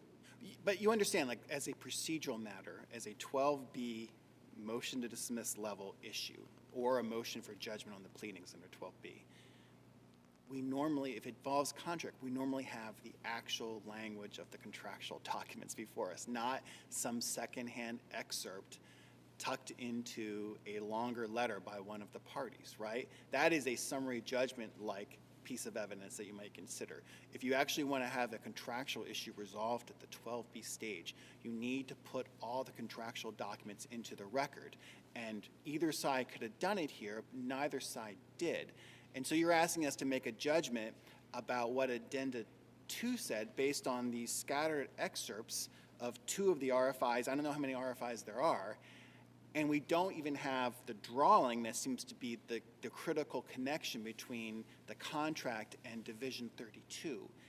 That's the problem here, right? You may well be right that this is all clear and Costa knew what it was on the hook for, but we normally demand more in the record before we issue judgments of what contracts mean, including the actual contract itself and all of the pertinent attachments and reference documents, and we don't have that. To answer your question directly, your time I is saw long that. expired, but we'll give you another minute because this is All important. right, I so want go to ahead. answer your question, Your Honor, which is, why didn't we submit more stuff? And I guess the reason is, on a motion to dismiss, if the defendants suddenly start submitting documents, there's a real possibility the judge is then going to convert everything to a motion for summary judgment, which has completely different things that are going to have to then go on. What I would direct you to is the cases that were cited in page 8 of our brief, the Inachini, which I always mispronounce, and the Reliance case, which says you can rely on the exhibits that are attached to the complaint. And that's what we did, and that's what the judge looked at. I realize my time has expired, Your Honor. Can you Thank just make you. sure there are no further questions for you? No. Thank you.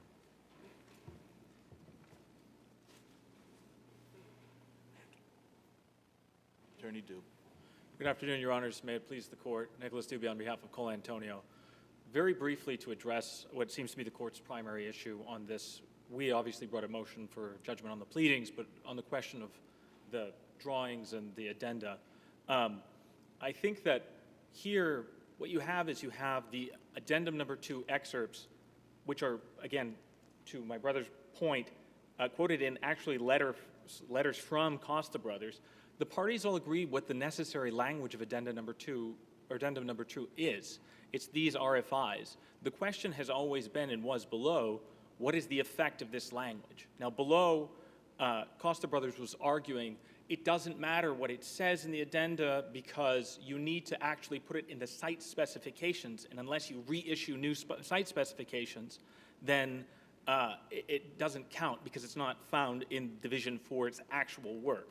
Now, in AMP Electrical, in a footnote, and I recognize AMP Electrical is not precedent, but it is helpful here, it noted that it would be unworkable and inefficient if the entirety of the project specifications were to be updated. So their theory no longer applied. So instead, they're sort of seeking to change horses at this juncture. But the necessary language that's before this court, all this court and the lower court needed to look at was that there was an addendum that specifically took the question, the work at issue, and said it's under the stonemason's scope of work. And so, there's not actually a disagreement, I don't think, between anyone. I know that Brother Counsel was not exactly clear in saying yes or no as to whether the site work. My understanding is that there's no dispute that the site work in question is this exact site work described here. It doesn't actually really matter what is on the drawing itself because the stone veneer, cast stone sign, and granite cap, which is what's described as the work that they are seeking a declaratory judgment on, that work is assigned to the stonemason in the addendum. And it's... Is the purpose of the addenda and the RFI to kind of clarify what the other bidding documents mean? Yes, Your Honor. Okay. So this is like a clarification. It's a clarification of source materials that we don't have, right? I mean, the source materials are the drawings, L704, that refers to Division 32. And this addenda is sort of like, oh yes, this is what we meant. And you're saying skip past the source materials, but go right to the addenda and rely on those clarifications as the actual source of Costa's obligations, right? So very briefly, Your Honor, there's not a question as to whether the site work documents were ambiguous. That's not what's being described. It's not a question as to what the scope of the work was. It was a question of assignment of responsibility. And so we don't actually need to look at what's written there because the clarification does the assignment for us. The language of addendum number 2 assigns the work to the stonemason. They had a responsibility to look at that language. I see that my time is up. Unfortunately, I have a question for you. Please. And more unfortunately, it has several parts. I would agree with you if it started and ended at addendum 2. And I agree that the language that your brother read from page 90 of the record appendix is, he read it accurately and it appears unambiguous. The problem that I run into, and maybe you can help me by telling me these are different pieces of the project, is on page 91 of the record appendix where there is an excerpt from addendum 3. in which someone asks, drawing L704 police entry sign on stone wall shows a cast stone Hingham police sign along with a town seal. First question, is that the same work that is being discussed on the prior page in Record Appendix 90? My understanding is that these involve the same cast stone work that's being described. So we're talking about the same Hingham police sign. I believe so, which yes, I'm sure is Your lovely. Next question. It says, if so, are police sign, I'm on 91 again, are police sign and seal owned by section 047200, which I think everyone would agree is Mason work, right? Yes. And there are a few more questions, but in the interest of time, I'm skipping them. The answer is yes, the seal is cast stone. Police sign and seal scope is owned under specification section 322800. Section 322800 is not in the scope of the Masons' work, correct? Section 32 is only involved, it is not as explicitly assigned to the Mason, but it. Right, because the Mason has Division 4. 040001, 042000, and 047200. So, and then it goes on to talk about another, the sign and seal scope, again, 322800. So my question now that I've done all of this is, how is that unambiguous? So, Your Honor, the description from the subsequent addendum is describing, essentially saying, as it's owned in the specification 32 and as depicted on L704, which has just been clarified in addendum number 2.